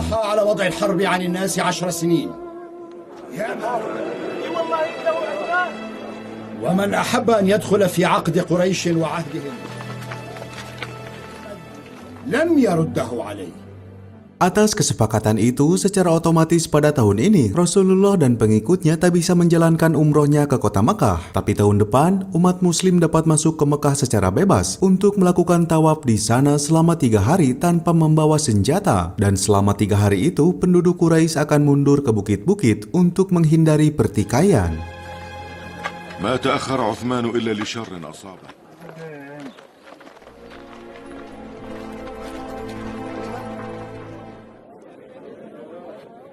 Secara garis besar perjanjian Hudaybiyah menguntungkan Rasulullah. Pasalnya sebagian orang-orang muslim yang ditahan oleh orang-orang Quraisy dapat dibebaskan. Bahkan dakwah umat muslim semakin meluas hingga seluruh Jazirah Arab. Hingga semenjak penandatanganan perjanjian ini, jumlah pemeluk agama Islam semakin meningkat, termasuk Raja Najasyi setelah utusan Rasulullah mengirimkan surat kepada beliau.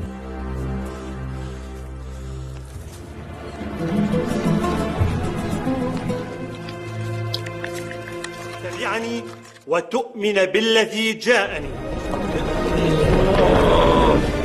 إني أدعوك إلى الله وحده لا شريك له. Di samping itu juga, Rasulullah berusaha untuk membujuk raja-raja tersohor di dunia, seperti Kaisar Romawi yaitu Raja Heraklius, Al-Muqawqis sebagai penguasa Mesir, serta Kisra sebagai penguasa Persia, walaupun saat itu beliau menolak ajakan Rasulullah. وإني أدعوك إلى الإسلام.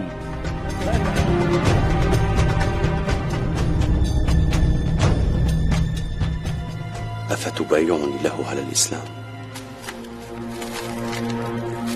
Dan di saat yang sama pada tahun 8 Hijriah, perjanjian Hudaibiyah akhirnya resmi dibatalkan oleh kaum Quraisy. Pasalnya Bani Bakir yang merupakan sekutu Quraisy menyerang Bani Khuza'ah yang masih menjadi sekutu umat muslim. Hingga peristiwa itu berdampak pada terjadinya peristiwa Fatu Makkah, di mana Nabi Muhammad SAW memimpin 10.000 pasukan dari Madinah ke Mekah. Dan sebelum terjadinya perang itu, Rasulullah yang selalu mendoakan Khalid bin Walid untuk memeluk ajaran Islam akhirnya dikabulkan. Maka dengan masuknya Khalid bin Walid, maka umat muslim telah mendapatkan sosok seorang jenderal besar yang kemudian dia dijuluki sebagai pedang Allah.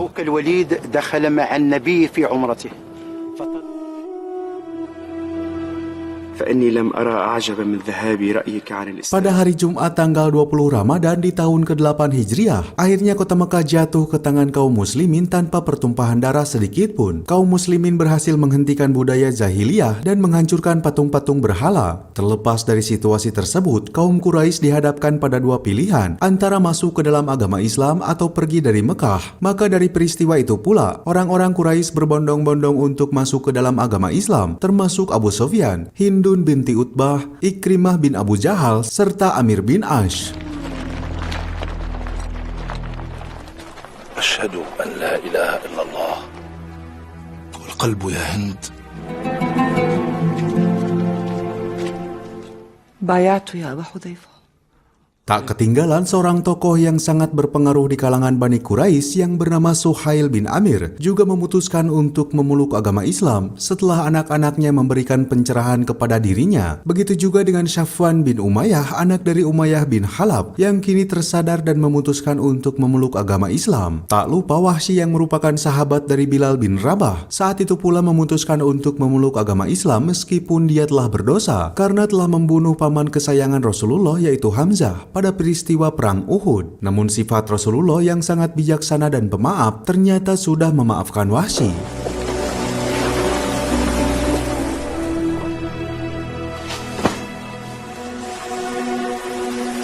وقد استأمنته لك فأمنك فارجع معي إليه.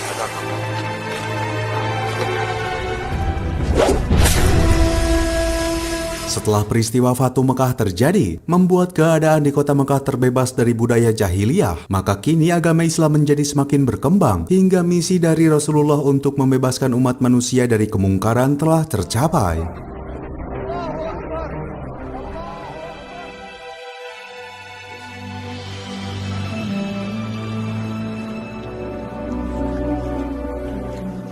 Pada bulan hajinya yang terakhir, Nabi Muhammad SAW menyampaikan sebuah khutbah terkenal yang disebut sebagai khutbah perpisahan atau khutbah wada di Gunung Arafah yang berada di sebelah timur kota Makkah.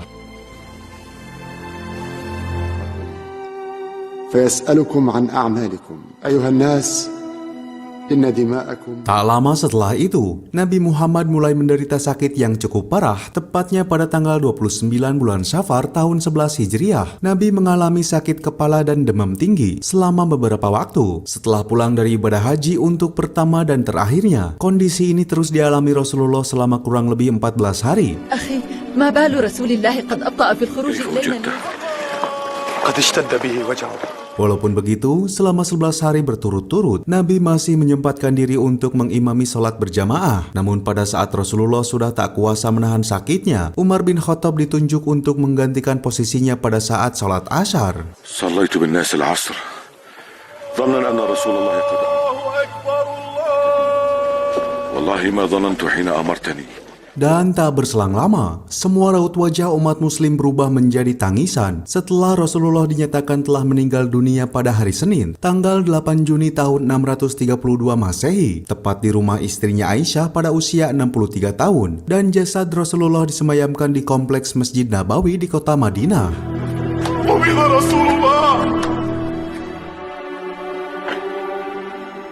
خير رسول الله فاختار الرفيق الأعلى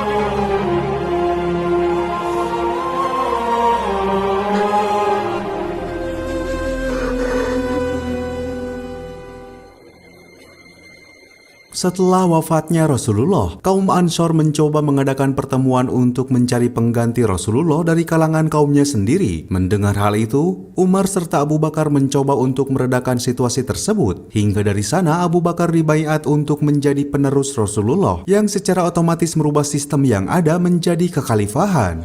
فالله الله في الإسلام يا صاحب رسول الله ما شغلني عن مصيبتي برسول الله أمرك رسول الله حين اشتكى فصليت بالناس. Setelah Abu Bakar dikukuhkan menjadi khalifah pertama, Abu Sofyan mengadakan pertemuan dengan kaum Abdi Manaf yang salah satunya yaitu Ali bin Abi Thalib. Di sana Abu Sofyan tak rela apabila penerus pemimpin dari umat Islam dipegang oleh Abu Bakar. Pasalnya Abu Bakar tak mempunyai garis keturunan dari Bani Hashim. Maka Abu Sofyan menyarankan Ali bin Abi Thalib yang secara garis keturunan mendekati garis keturunan Rasulullah. Namun Ali menolak gagasan tersebut dan langsung meninggalkan pertemuan itu.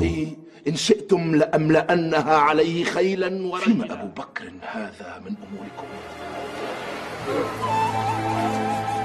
معاذ الله يا أبا سفيان.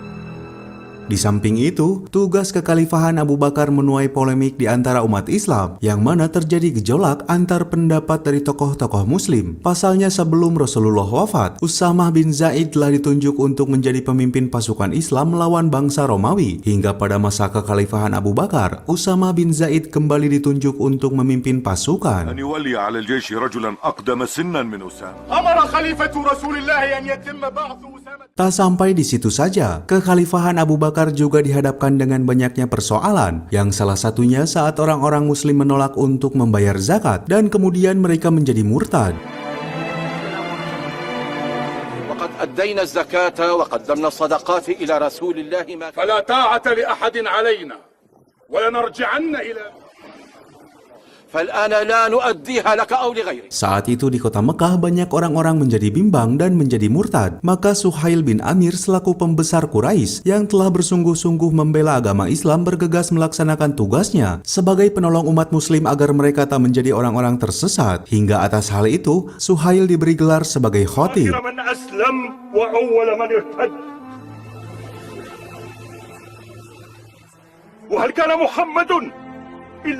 Waktu ke waktu terus berlalu, kondisi yang dialami kekhalifahan Abu Bakar cukup mengkhawatirkan. Pada masa ini, banyak orang-orang yang mengaku menjadi Rasul atau Nabi, hingga Abu Bakar harus mengangkat pedangnya agar memerangi orang-orang yang tersesat tersebut. Maka selama tahun 632 dan 363 Masehi, Abu Bakar terus memerangi kaum tersebut, yang salah satunya dikenal sebagai pertempuran Ridha. Allahu Akbar.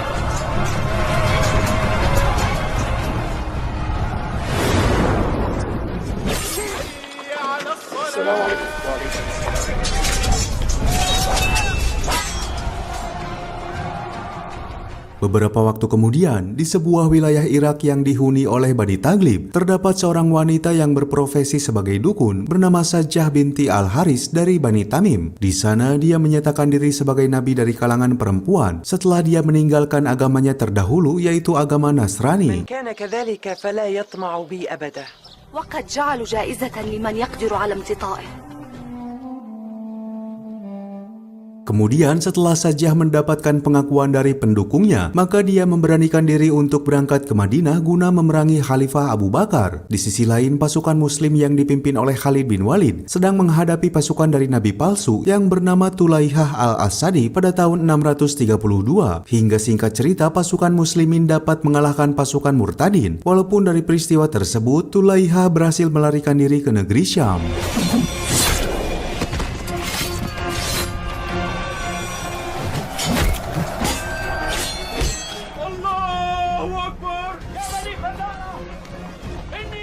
Kembali ke nabi palsu yaitu Sajjah binti Al-Haris yang saat itu menemui seseorang bernama Malik bin Nuwairoh, pemimpin Bani Yarbu, untuk meminta bergabung dalam pasukannya. Dengan memanfaatkan keadaan itu, Malik meminta beberapa persyaratan kepada Sajjah agar dirinya diberi pasukan. Terlebih, Malik juga menyampaikan kepada Sajjah agar menyerang pasukan Musailamah Al-Hajjab terlebih dahulu, yaitu seorang pendusta yang juga mengakui dirinya sebagai nabi.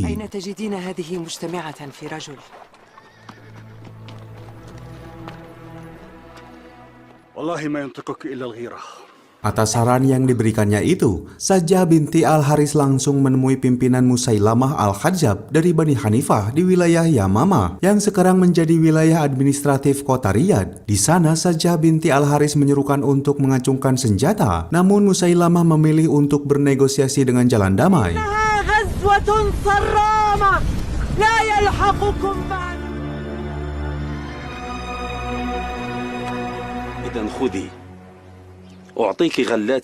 Di dalam negosiasi itu, Musailamah memberikan upeti kepada Sajjah serta mengajaknya untuk menikah. Dan setelah mendengar tawaran hadiah yang menggiurkan, Sajjah akhirnya meluluhkan hatinya dan bersedia bergabung dengan pasukan Musailamah untuk berperang dengan pasukan Khalid bin Walid.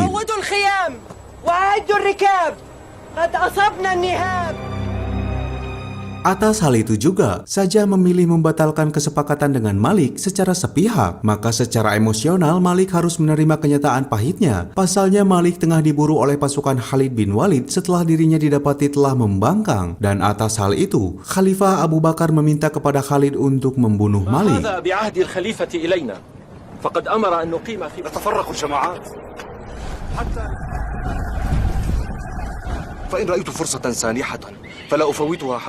Singkat cerita, Malik yang sudah ditinggalkan oleh sebagian pasukan Sajjah akhirnya berhasil ditangkap oleh Khalid bin Walid untuk dieksekusi. Dan setelah itu Khalid langsung mengerahkan pasukannya untuk berhadapan dengan pasukan Musailamah di wilayah Yamamah, yang kemudian peristiwa itu dikenal dengan peperangan Yamamah. Allahu Akbar. Wa inni ba'athtu ilaikum jayshan minal muhajirin. Tanpa buang waktu, peperangan untuk membasmi nabi palsu akhirnya pecah. Dari pertempuran itu, pihak muslim banyak yang jatuh berguguran, termasuk para penghafal Al-Quran seperti Salim, anak dari Abu Hudzaifah, dan juga Abu Hudzaifah sendiri yang tewas dalam keadaan syahid. Tak hanya itu, anak dari pembesar Quraisy Suhail bin Amir juga harus gugur. Hingga setelah melihat para syuhada berguguran satu persatu, Khalid terus menekan pasukan Musailamah sampai mereka akhirnya bisa memojokkannya ke dalam benteng Bani Hanifah.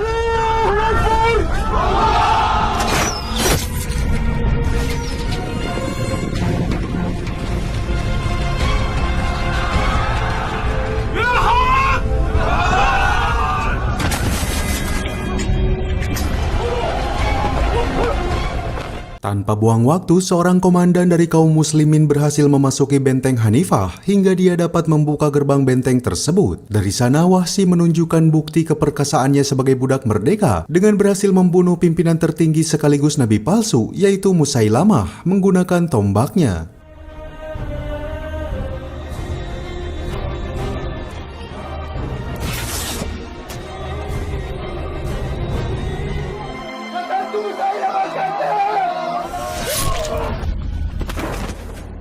Maka dengan kejadian itu, umat muslim dapat memberantas semua nabi-nabi palsu yang selama ini sudah meresahkan. Terlebih dari peristiwa pertempuran Yamamah, banyak tokoh muslim yang gugur, termasuk kakak dari Umar bin Khattab yaitu Zaid bin Khattab, serta Abdullah bin Suhail anak dari Suhail bin Amir.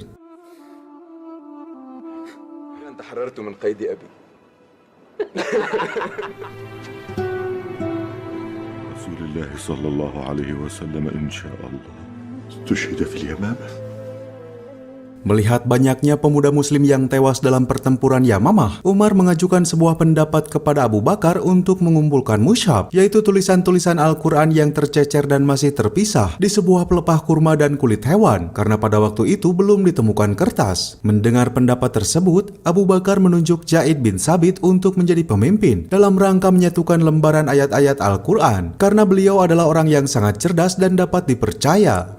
بمقتل أصحابنا حتى شرح الله صدري زيد بن ثابت إنه شاب عاقل وثقة. Di samping itu, pengejaran terhadap orang-orang murtad terus dilakukan oleh pihak muslim hingga mereka sampai di suatu wilayah Irak yang merupakan basis kekuasaan kerajaan Persia. Maka atas hal itu, seperti sabda Rasulullah untuk menaklukkan Persia, maka Khalifah Abu Bakar mengutus Khalid bin Walid beserta pasukannya agar mereka bergerak ke wilayah Irak. فإن امتنعوا عن ذلك قاتلهم. Dalam perjalanannya, pasukan Khalid bin Walid dihadang oleh pasukan Hurmuz yang berada di wilayah Khazimah, sebuah tempat yang sekarang merupakan negara Kuwait. Maka di sana pecahlah perang Zatus Salasil, yaitu peperangan sengit yang mengandalkan pasukan penunggang kuda. Bahkan pada situasi itu, orang-orang Persia mengikat diri mereka satu sama lain dengan rantai, agar tak ada satu orang pun yang bisa melarikan diri.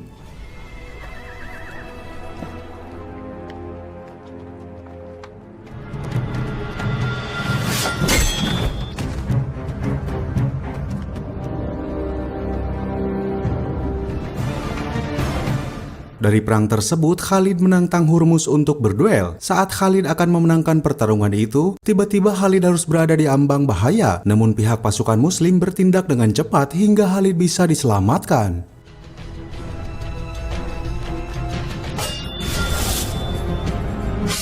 Atas kejadian itu, Khalid langsung mengerahkan pasukan berkudanya untuk menyerang pihak musuh, hingga peperangan itu berjalan dengan sengit. Dari peperangan itu pula, akhirnya pihak muslimin menang telak atas pertempuran Zatus Salasil, yang membuat pasukan musuh lari terbirit-birit.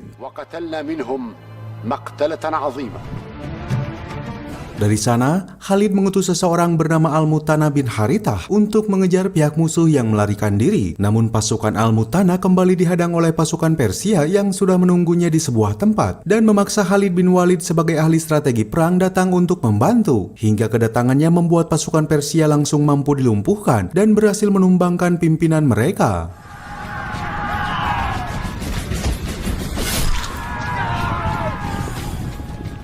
Pasukan gabungan kaum muslimin di bawah komando Khalid bin Walid akhirnya bisa memojokkan pasukan Persia sampai wilayah Ulais yang berada di dekat anak sungai dari sungai Efrat. Pasukan Persia yang masih belum siap bertempur itu seketika diserang oleh pasukan Khalid, hingga akhirnya pasukan muslimin dapat berhasil memukul mundur pasukan Persia dan mengambil alih perahu-perahu mereka.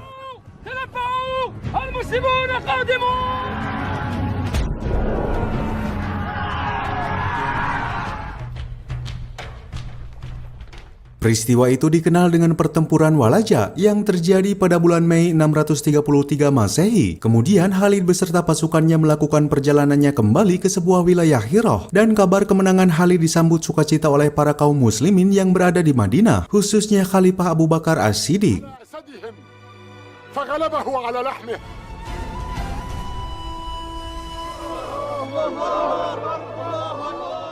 Atas kemenangan yang diraih pihak muslimin di wilayah kekuasaan Persia, maka dari sana Abu Bakar menyampaikan kepada kaum muslimin di kota Madinah untuk bersedia berjihad guna melawan kekuatan besar pasukan Romawi yang berada di wilayah Syam.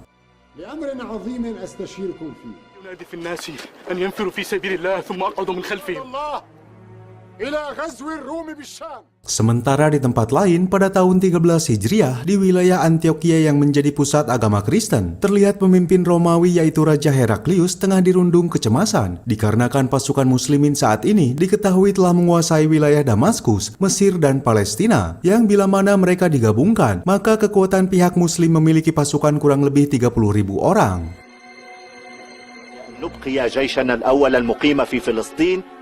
Atas hal itu, Raja Heraklius menyarankan agar pasukan Romawi memusatkan pasukannya di wilayah Syam dengan menyiapkan 70.000 pasukan agar bisa menghadang pasukan muslimin yang mencoba memasuki dan melakukan penyerangan ke wilayah Syam.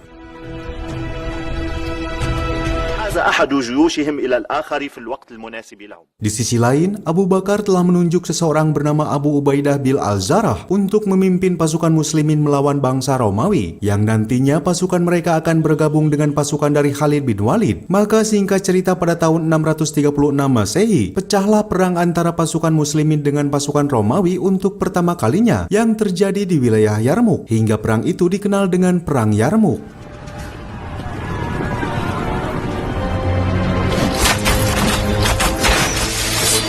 Allahu Akbar!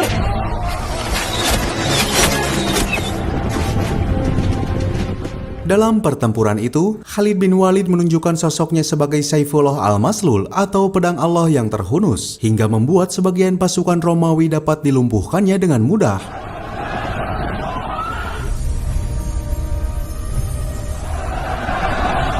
Mendengar kekalahan pasukan Romawi pada pertempuran Yarmuk membuat Raja Heraklius sangat emosional dan seakan tak percaya bahwa pasukan Romawi yang sejak dulu mendominasi dapat dikalahkan dengan mudah.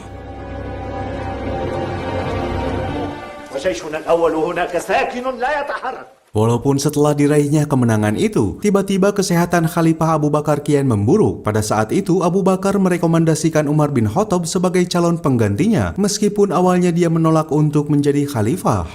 أقلني يا أبا بكر. عمر أنت أخبرنا به وإني وليت عمر بن الخطاب. Tapi setelah melihat Abu Bakar sebagai sahabat dekat Rasulullah, ternyata membuat hati Umar menjadi luluh dan seketika itu dia menerima untuk dibaiat menjadi khalifah kedua bagi umat muslim pada tahun 13 Hijriah. Dan di tahun itu pula, pada hari Senin tanggal 12 Jumadil Akhir, Abu Bakar Asy-Syiddiq, orang yang selalu jujur dengan kata-katanya, harus menghembuskan nafas terakhirnya. Maka sesuai dengan permintaan terakhirnya, Abu Bakar dimakamkan di dekat makam Rasulullah.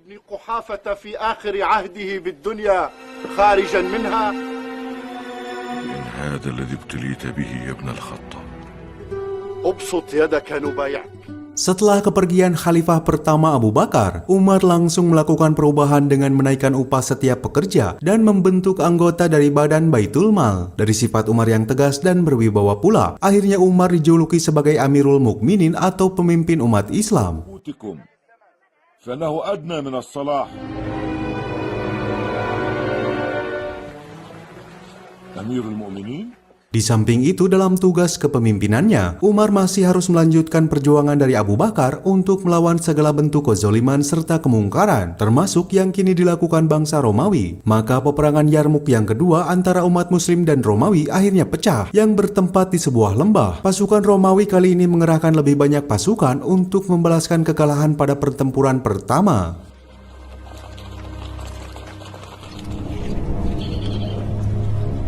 ليس لهم مخرج من ناحية الميسرة حين يبتعد الوادي.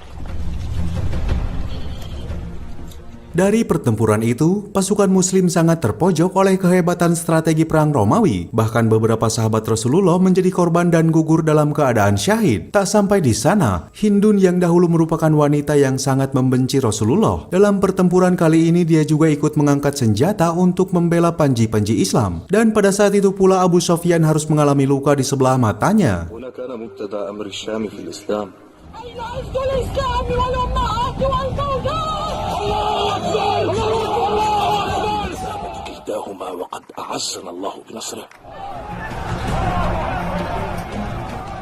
Melihat pasukan muslimin yang semakin terpojok oleh pasukan Romawi, Khalid bin Walid langsung mengerahkan pasukan berkudanya untuk menyerang pasukan Romawi dari titik buta, hingga perlahan pasukan Romawi mampu ditumbangkannya satu persatu.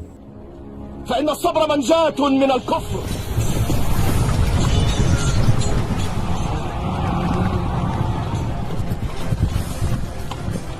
Tak hanya itu, Khalid bin Walid kembali menunjukkan sosoknya sebagai orang yang sangat ditakuti oleh lawan-lawannya, hingga dia memberanikan diri menerobos garis pertahanan musuh yang membuat dirinya berhasil membunuh komandan pasukan Romawi. Dengan terbunuhnya komandan dari pihak musuh, secara otomatis pasukan muslim dapat kembali memenangkan pertempuran kedua dengan pihak Romawi.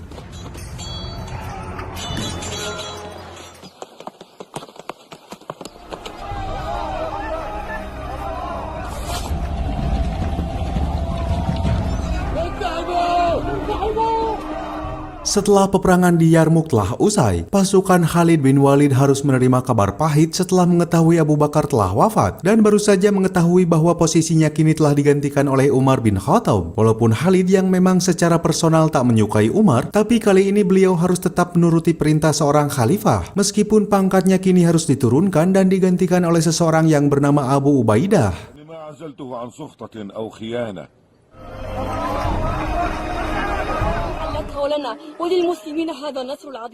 Di tempat lain di kota Homs, yang sekarang berada di bagian kecil wilayah negara Suriah, kekalahan pasukan Romawi oleh pasukan Muslim langsung dirasakan oleh Raja Heraklius. Maka dari sana, dia memutuskan menarik diri untuk mundur ke kota Konstantinopel dan merelakan kota Homs diambil alih oleh pasukan Muslim. وداعا يا سوريا Setelah pasukan Abu Ubaidah serta Khalid mampu menumbangkan pasukan Romawi di Yarmuk, kali ini pasukan Ubaidah bertolak ke kota Damaskus untuk menguasai istana Raja Heraklius. Ubaidah mengerahkan para komandannya untuk menyebar ke tiap-tiap sudut gerbang guna mengepung benteng tersebut. Pada saat itu pasukan Muslim kini telah mempunyai persenjataan berat modern seperti orang-orang Romawi. Setelah para warga lokal di sana memihak kepada pasukan Muslim untuk ikut berjuang mengalahkan orang-orang Romawi. وخالد على واحد ولنا فوق ذلك علم في آلات الحصار. Terlepas dari kemenangan dengan pihak Romawi, ternyata membuat orang-orang Persia di kota Al-Madain, Iran menjadi cemas, termasuk ratu dari kerajaan Sasaniyah yang bernama Ratu Boran atau Purandot. Dia merupakan anak Raja Khosrow kedua yang ayahnya digulingkan dan dieksekusi oleh saudara laki-laki dari suaminya yaitu Kafad kedua. Maka dari sana Ratu Boran diangkat menjadi Ratu Persia untuk menstabilkan kerajaan dari kepunahan, dan dari sana pula Ratu Boran menunjuk seseorang bernama Rostan Farokzad untuk menjadi Perdana Menteri sekaligus komandan tertinggi untuk memerangi umat Muslim. فالقائد رستم وزيري وقائد الجيوش أريد أن ينسب إليه ذهاب فارس إلى الأبد. Atas tugasnya itu, Rostam memerintahkan agar menghadang pasukan muslimin di wilayah Al-Namarik yang dipimpin oleh Abu Ubaid bin Mas'ud Ats-Tsaqafi, hingga wilayah tersebut menjadi medan pertempuran yang sangat mengerikan. Walaupun dengan mudahnya pasukan muslimin dapat menumbangkan pasukan Persia dari berbagai pertempuran yang terjadi di wilayah itu.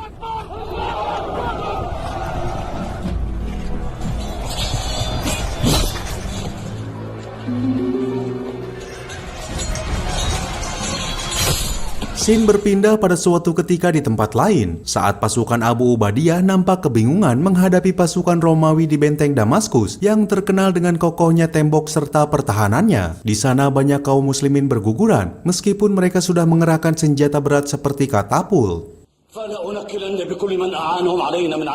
Namun buah kesabaran pihak kaum muslimin yang mengepung benteng tersebut selama berbulan-bulan lamanya akhirnya menuai keberhasilan. Setelah mereka tak sadar bahwa ternyata pasukan Khalid bin Walid telah berhasil menyusup di gerbang benteng timur, yang seketika itu membuat petinggi Romawi di benteng itu harus takluk dan menyerahkan kota Damaskus ke tangan pihak pasukan Islam. Atas keberhasilannya itu, kaum muslimin menjadi bahagia setelah apa yang dijanjikan oleh Rasulullah terbukti benar adanya.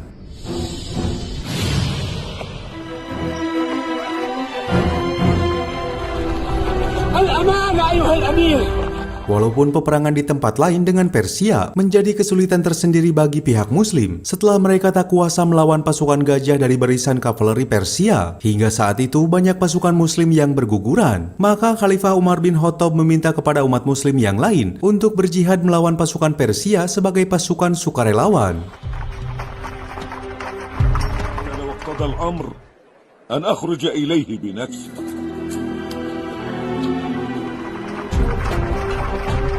Karena sebelumnya Ratu Boran atau Purandot sebagai penguasa Persia telah membuat perjanjian bahwa dirinya akan menjabat sebagai ratu selama periode tertentu setelah kerajaan Sasaniyah telah stabil.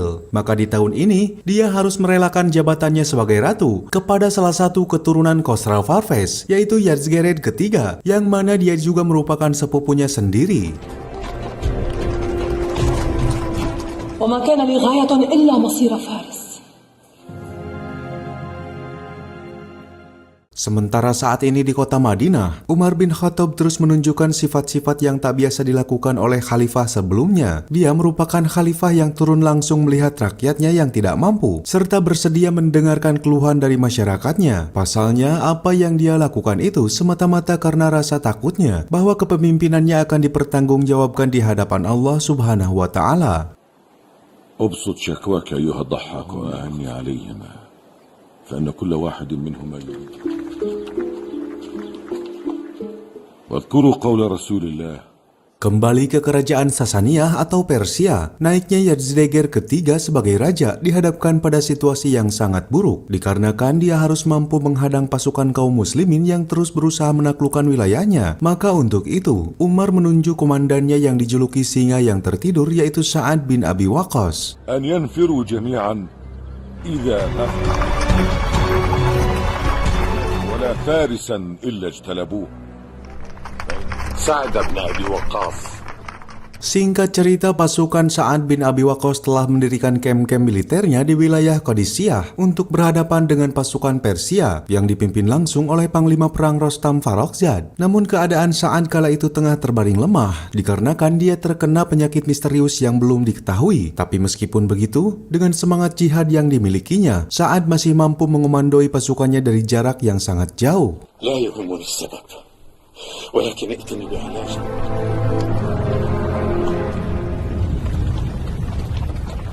Hingga beberapa waktu berselang, peperangan Qadisiyah akhirnya pecah. Pada hari pertama itu, para komandan pasukan Sa'ad bin Abi Waqqas mampu menumbangkan para komandan pasukan Persia, walaupun mereka masih kesulitan menghadapi pasukan gajah Persia, hingga menimbulkan banyaknya korban dari pasukan Muslim.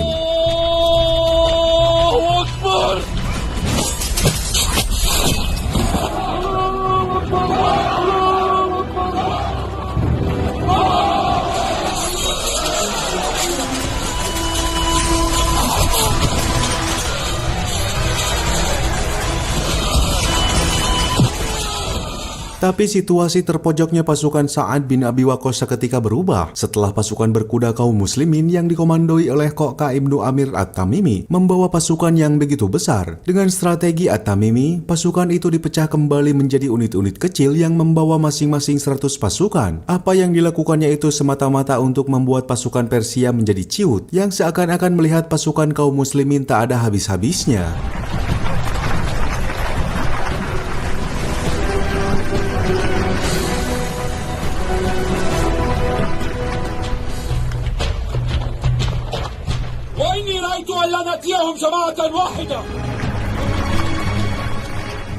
Di hari kedua itu, At-Tamimi memutuskan untuk mengajak berduel kepada para komandan pasukan Persia. Maka dari sana At-Tamimi menghadapi salah satu komandan Persia yang begitu gagah. Dengan semangat jihad yang dimilikinya, akhirnya At-Tamimi mampu mengalahkan komandan Persia tersebut.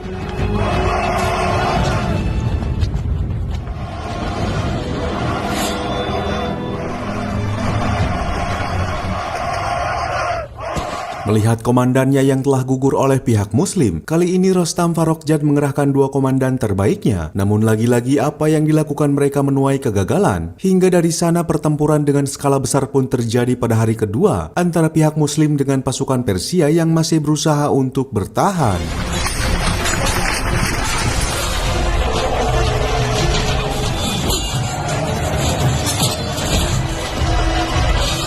Di sela-sela pertempuran itu, keberanian dari At-Tamimi diperlihatkan ketika dia menghadapi pasukan gajah Persia yang dikenal kuat, hingga dia berhasil melumpuhkan satu persatu pasukan mereka dengan perjuangan yang berat. Dengan siasat perang yang dimiliki At-Tamimi pula, membuat pasukan kaum muslimin dapat memenangkan pertempuran di Qadisiyah.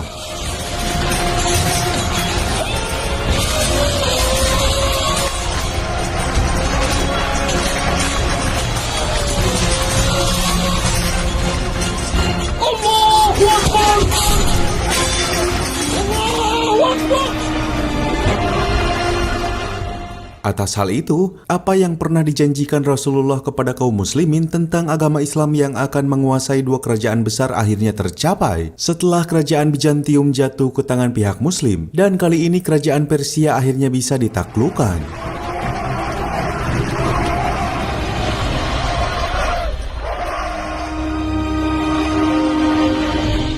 Maka Umar bin Khattab yang berada di Madinah terus mencari informasi tentang hasil peperangan dengan Persia, dan tak lama kemudian utusan Sa'ad bin Abi Waqqas memberikan hasil menggembirakan tersebut kepada sang khalifah. نشأتك الله حدثني. لا يواسيني إلا خبر النصر إن شاء الله. إلا الهرمزان فقد نجا. Keberhasilan pasukan Sa'ad bin Abi Waqqas dan Qoqa ibnu Amir At-Tamimi menguasai kerajaan Persia membuat pasukan muslim mendapatkan hasil jarahan perang. Kemudian harta tersebut mereka bawa ke kota Madinah. Seketika itu Umar teringat kepada Surakah bin Malik yang saat dahulu pada masa jahiliyah pernah dijanjikan oleh Rasulullah bahwa suatu hari nanti dia akan mengenakan pakaian Raja Khosra ketika beliau menjadi buruan orang-orang Quraisy. Maka kali ini apa yang pernah dijanjikan oleh Rasulullah akhirnya terjadi. أمرني أن أخبرك وقد رآك مقبلا. هذا وعد رسول الله وصدق رسول الله إن قوما أدوا هذا لذو أمان. Setelah peperangan demi peperangan yang selama ini dijalani umat muslim, Umar bin Khattab dihadapkan pada situasi yang buruk setelah dia mendengar keluhan dari para wanita yang ditinggalkan oleh suaminya karena telah gugur di medan perang. Maka Umar meminta kepada setiap komandan perangnya untuk memulangkan pasukan yang telah beristri agar tak bertugas lebih dari 4 bulan. Hal itu dikarenakan Umar sangat takut apabila wanita muslim melakukan zina bila terlalu lama ditinggalkan oleh suami-suaminya. فنأمر ألا يغيب الجند فوق ذلك. Waktu ke waktu terus berlalu. Kali ini pasukan Amir bin As telah sampai di kota Yerusalem sebagai kota suci umat beragama. Di sana Amir telah mengepung benteng Yerusalem selama 4 bulan lamanya untuk mengincar panglima pasukan Romawi. Walaupun mereka akhirnya lebih dulu melarikan diri sampai ke Mesir. Namun orang-orang di Yerusalem yang menginginkan perdamaian meminta kepada Amir bin As supaya memberitahukan pimpinan tertingginya untuk menjadi wali dalam perjanjian perdamaian ini. Maka untuk itu mau tak mau Khalifah Umar bin Khattab berangkat ke kota Yerusalem untuk menerima panggilan tersebut.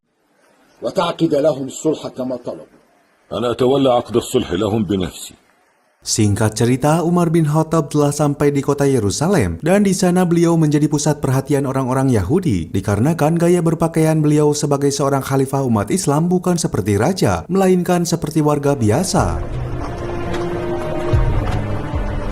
فلا يكون لمسلم بعدك أن يخالف عن أرى أحد ولاة الملوك.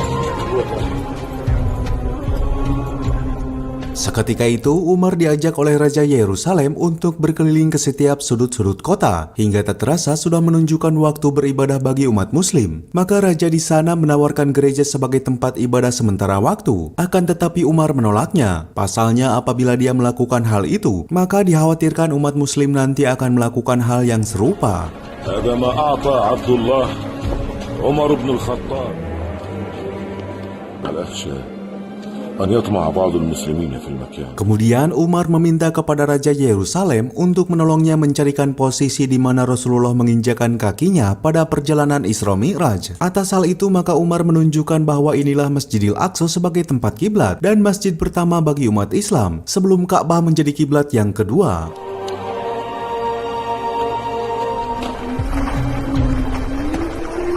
يليق بمسرى رسول الله أن يكون هكذا. Melihat Masjidil Aqsa tak terawat, maka Umar meminta agar masjid ini direnovasi kembali. Dan di sana pula Umar melaksanakan sholat di reruntuhan Masjidil Aqsa, serta mengumandangkan azan untuk pertama kalinya, sehingga apa yang dilakukan pihak muslimin menjadi pusat perhatian orang-orang Yerusalem. Allahu Akbar, Allahu Akbar. Bismillahirrahmanirrahim. Ashhadu an la ilaha illallah.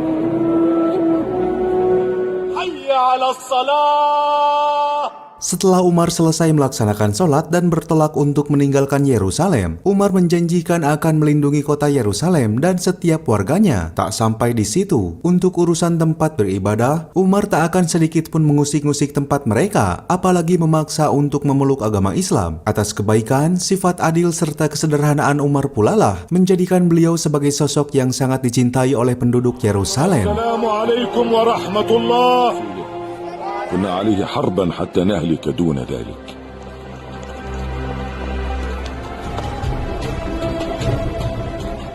Setelah kunjungannya ke kota Yerusalem, Umar menyempatkan diri untuk berkunjung ke kota Damaskus yang kala itu Abu Ubaidiyah menjadi pemimpin wilayah di sana. Beliau tak sengaja meneteskan air matanya saat teringat akan dahulu pada masa jahiliyah, kota Damaskus menjadi tempat dia pertama kali berdagang, dan sekarang kota itu telah dikuasai umat muslim. Terlebih saat ini Umar telah menjadi Amirul Mukminin yang sangat dicintai oleh umat Islam.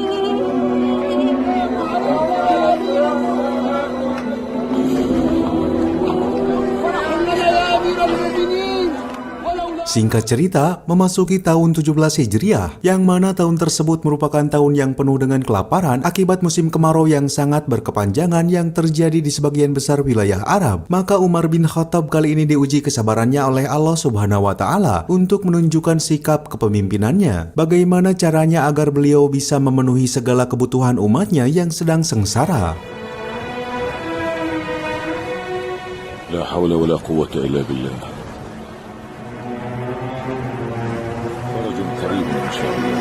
فرج قريب إن شاء الله. Meskipun saat itu, para sahabat Rasulullah seperti Utsman bin Affan telah menyisihkan unta-untanya agar bisa dikonsumsi untuk umat. Namun tak semua hewan peliharaannya dapat dikonsumsi. Pasalnya, musim kemarau saat itu membuat sebagian besar hewan dan bahan pangan mengalami gagal panen. لكن هذه الريح التي تسفك التراب قد أهلكت الكثير.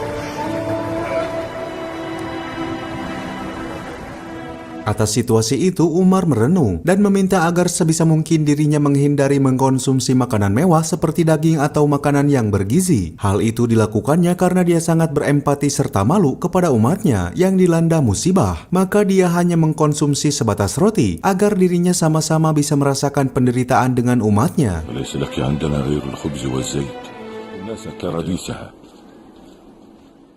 Musim kemarau yang begitu panjang itu membuat Umar bin Khattab meneteskan air matanya dikala beliau melihat satu persatu umatnya harus wafat karena tak kuat menahan rasa lapar. Maka dari sana Umar meminta bantuan kepada setiap sahabatnya di wilayah lain agar bisa mengirimkan bantuan beberapa bahan pokok demi memenuhi kebutuhan masyarakat.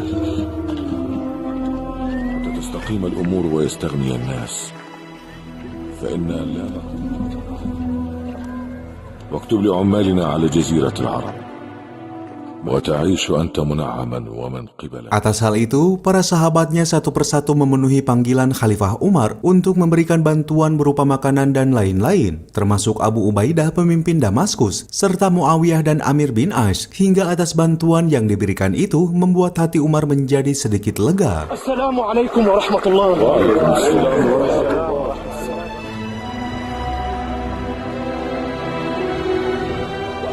معاوية ب3,000 مثلها. الله المستعان يا أبا عبيدة وجزاك الله خيرا.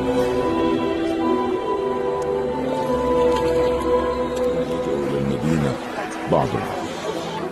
Tak sampai di situ, Umar juga meminta kepada seluruh umatnya agar melaksanakan sholat untuk meminta diturunkan hujan kepada Allah Subhanahu wa Ta'ala dan atas keridoan serta keikhlasan yang dimiliki kaum muslimin. Maka tak berselang lama, akhirnya Allah Subhanahu wa Ta'ala mengabulkan doa mereka dengan adanya hujan yang begitu lebat. Melihat hal itu, seluruh penduduk Arab menjadi bahagia karena mereka akhirnya terlepas dari musim kemarau yang sangat berkepanjangan.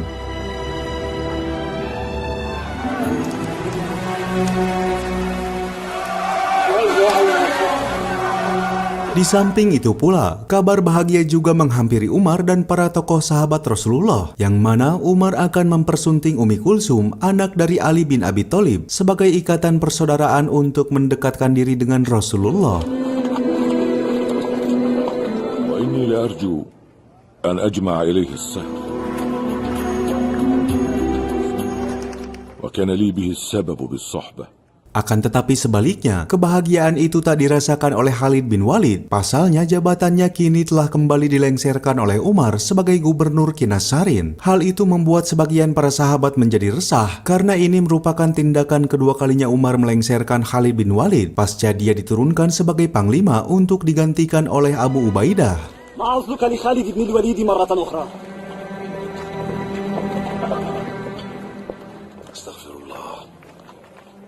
Di sana, Umar membeberkan alasannya bahwa keputusannya ini dikarenakan atas kesalahan Khalid bin Walid yang tak mendengarkan perintah Umar agar dirinya mempergunakan harta untuk orang-orang yang membutuhkan, bukan memberikan kepada kaum bangsawan. Dan atas alasan itulah Umar memberhentikan Khalid dari jabatannya.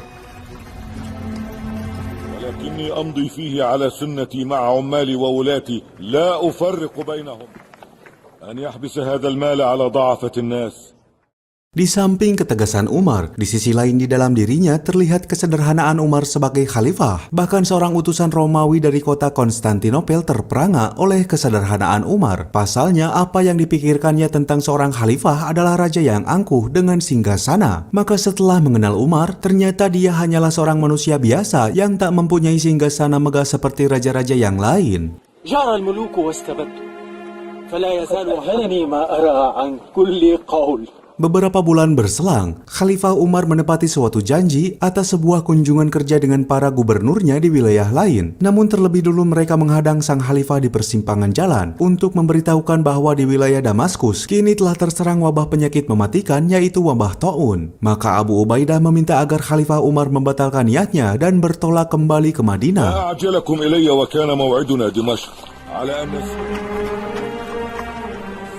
إن الأرض سقيمة يا أمير المؤمنين. بل ارجع بالناس يا أمير المؤمنين. Walaupun dari kondisi itu, Abu Ubaidah yang mencintai rakyatnya di Damaskus memilih bertahan di sana, hingga secara perlahan dia terkena wabah mematikan tersebut. Dan sebelum wafat, Abu Ubaidah menyampaikan amanahnya untuk membawa para penduduk ke bukit-bukit tertinggi agar terhindar dari wabah taun. Naam. فرارا من قدر الله أن يرتفع بالناس إلى الجبال.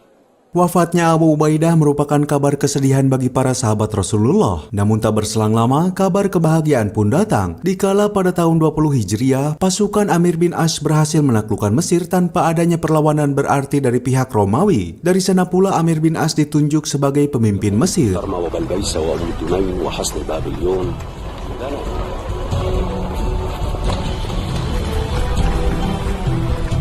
Di saat yang sama, kondisi kesehatan Khalid bin Walid kian memburuk setelah dia menderita beberapa penyakit yang bersarang di tubuhnya. Sebelum Khalid wafat, dia telah memaafkan kesalahan Umar bin Khattab dan melupakan kejadian yang menimpa pada mereka. Hingga pada tahun 21 Hijriah, seorang mantan panglima tersohor kaum muslimin yang amat ditakuti oleh musuh-musuhnya, serta dijuluki pedang Allah yang terhunus, akhirnya menghembuskan nafas terakhirnya di kota Homs.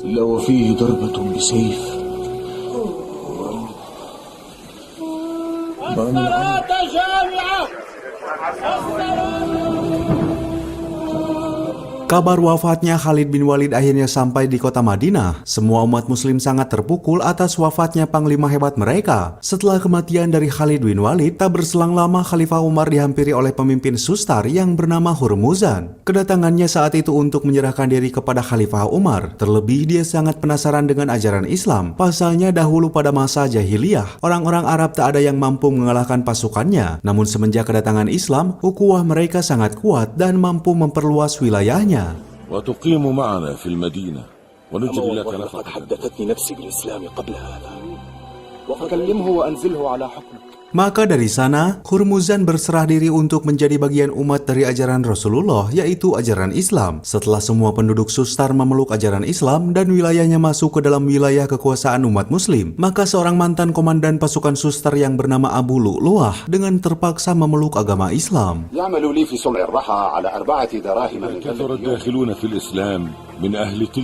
Meskipun ternyata secara diam-diam, dia memeluk agama Islam dikarenakan mempunyai misi untuk membunuh Khalifah Umar sebagai penyebab kekalahannya dan sebagai penyebab penduduknya memeluk agama Islam. Lantas dia mengajak Hurmuzan yang sudah memeluk ajaran Islam untuk berkhianat. Namun Hurmuzan menolak ajakan itu dan meninggalkan Abu Lu'lu'ah.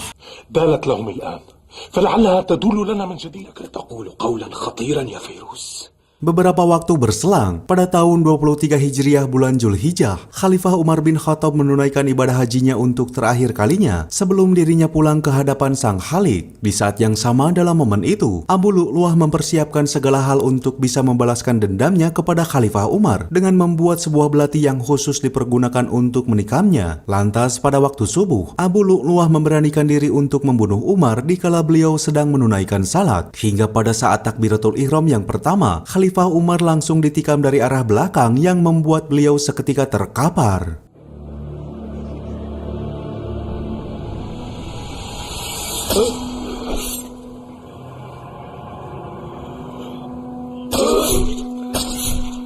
Luka tikam dari belati tersebut membuat sebagian organ dalam Umar mengalami luka yang cukup parah. Sebelum Umar menghembuskan nafas terakhirnya, beliau meminta kepada anaknya yaitu Abdullah bin Umar supaya menyampaikan pesan kepada Aisyah istri Rasulullah agar dirinya diberikan izin untuk dimakamkan di dekat makam Rasulullah beserta Abu Bakar.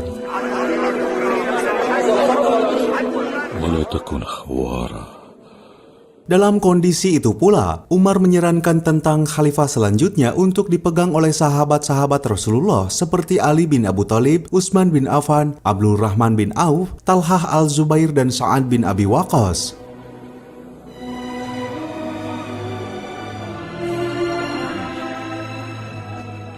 وطلحة والزبير إني لست اليوم للمؤمنين أميرا.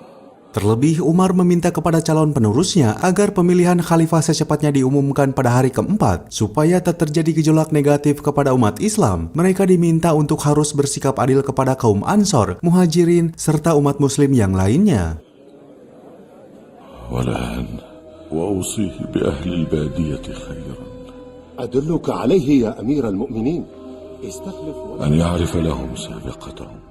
Atas kondisi itu, pada tahun yang sama, Khalifah kedua Umar bin Khattab sebagai benteng umat Islam akhirnya menghembuskan nafas terakhirnya untuk menghadap Sang Pencipta. Dari kuatnya agama Islam yang selama ini dipegang oleh Umar sebagai pelindung, akhirnya tak terbendung. Setelah Utsman bin Affan yang menjadi Khalifah ketiga harus gugur, karena banyaknya orang-orang Islam yang terhasut oleh fitnah dan menjadi pengkhianat, hingga masa kekhalifahan Ali bin Abi Thalib. Hingga dengan ini pula, kisah ini pun akhirnya tamat.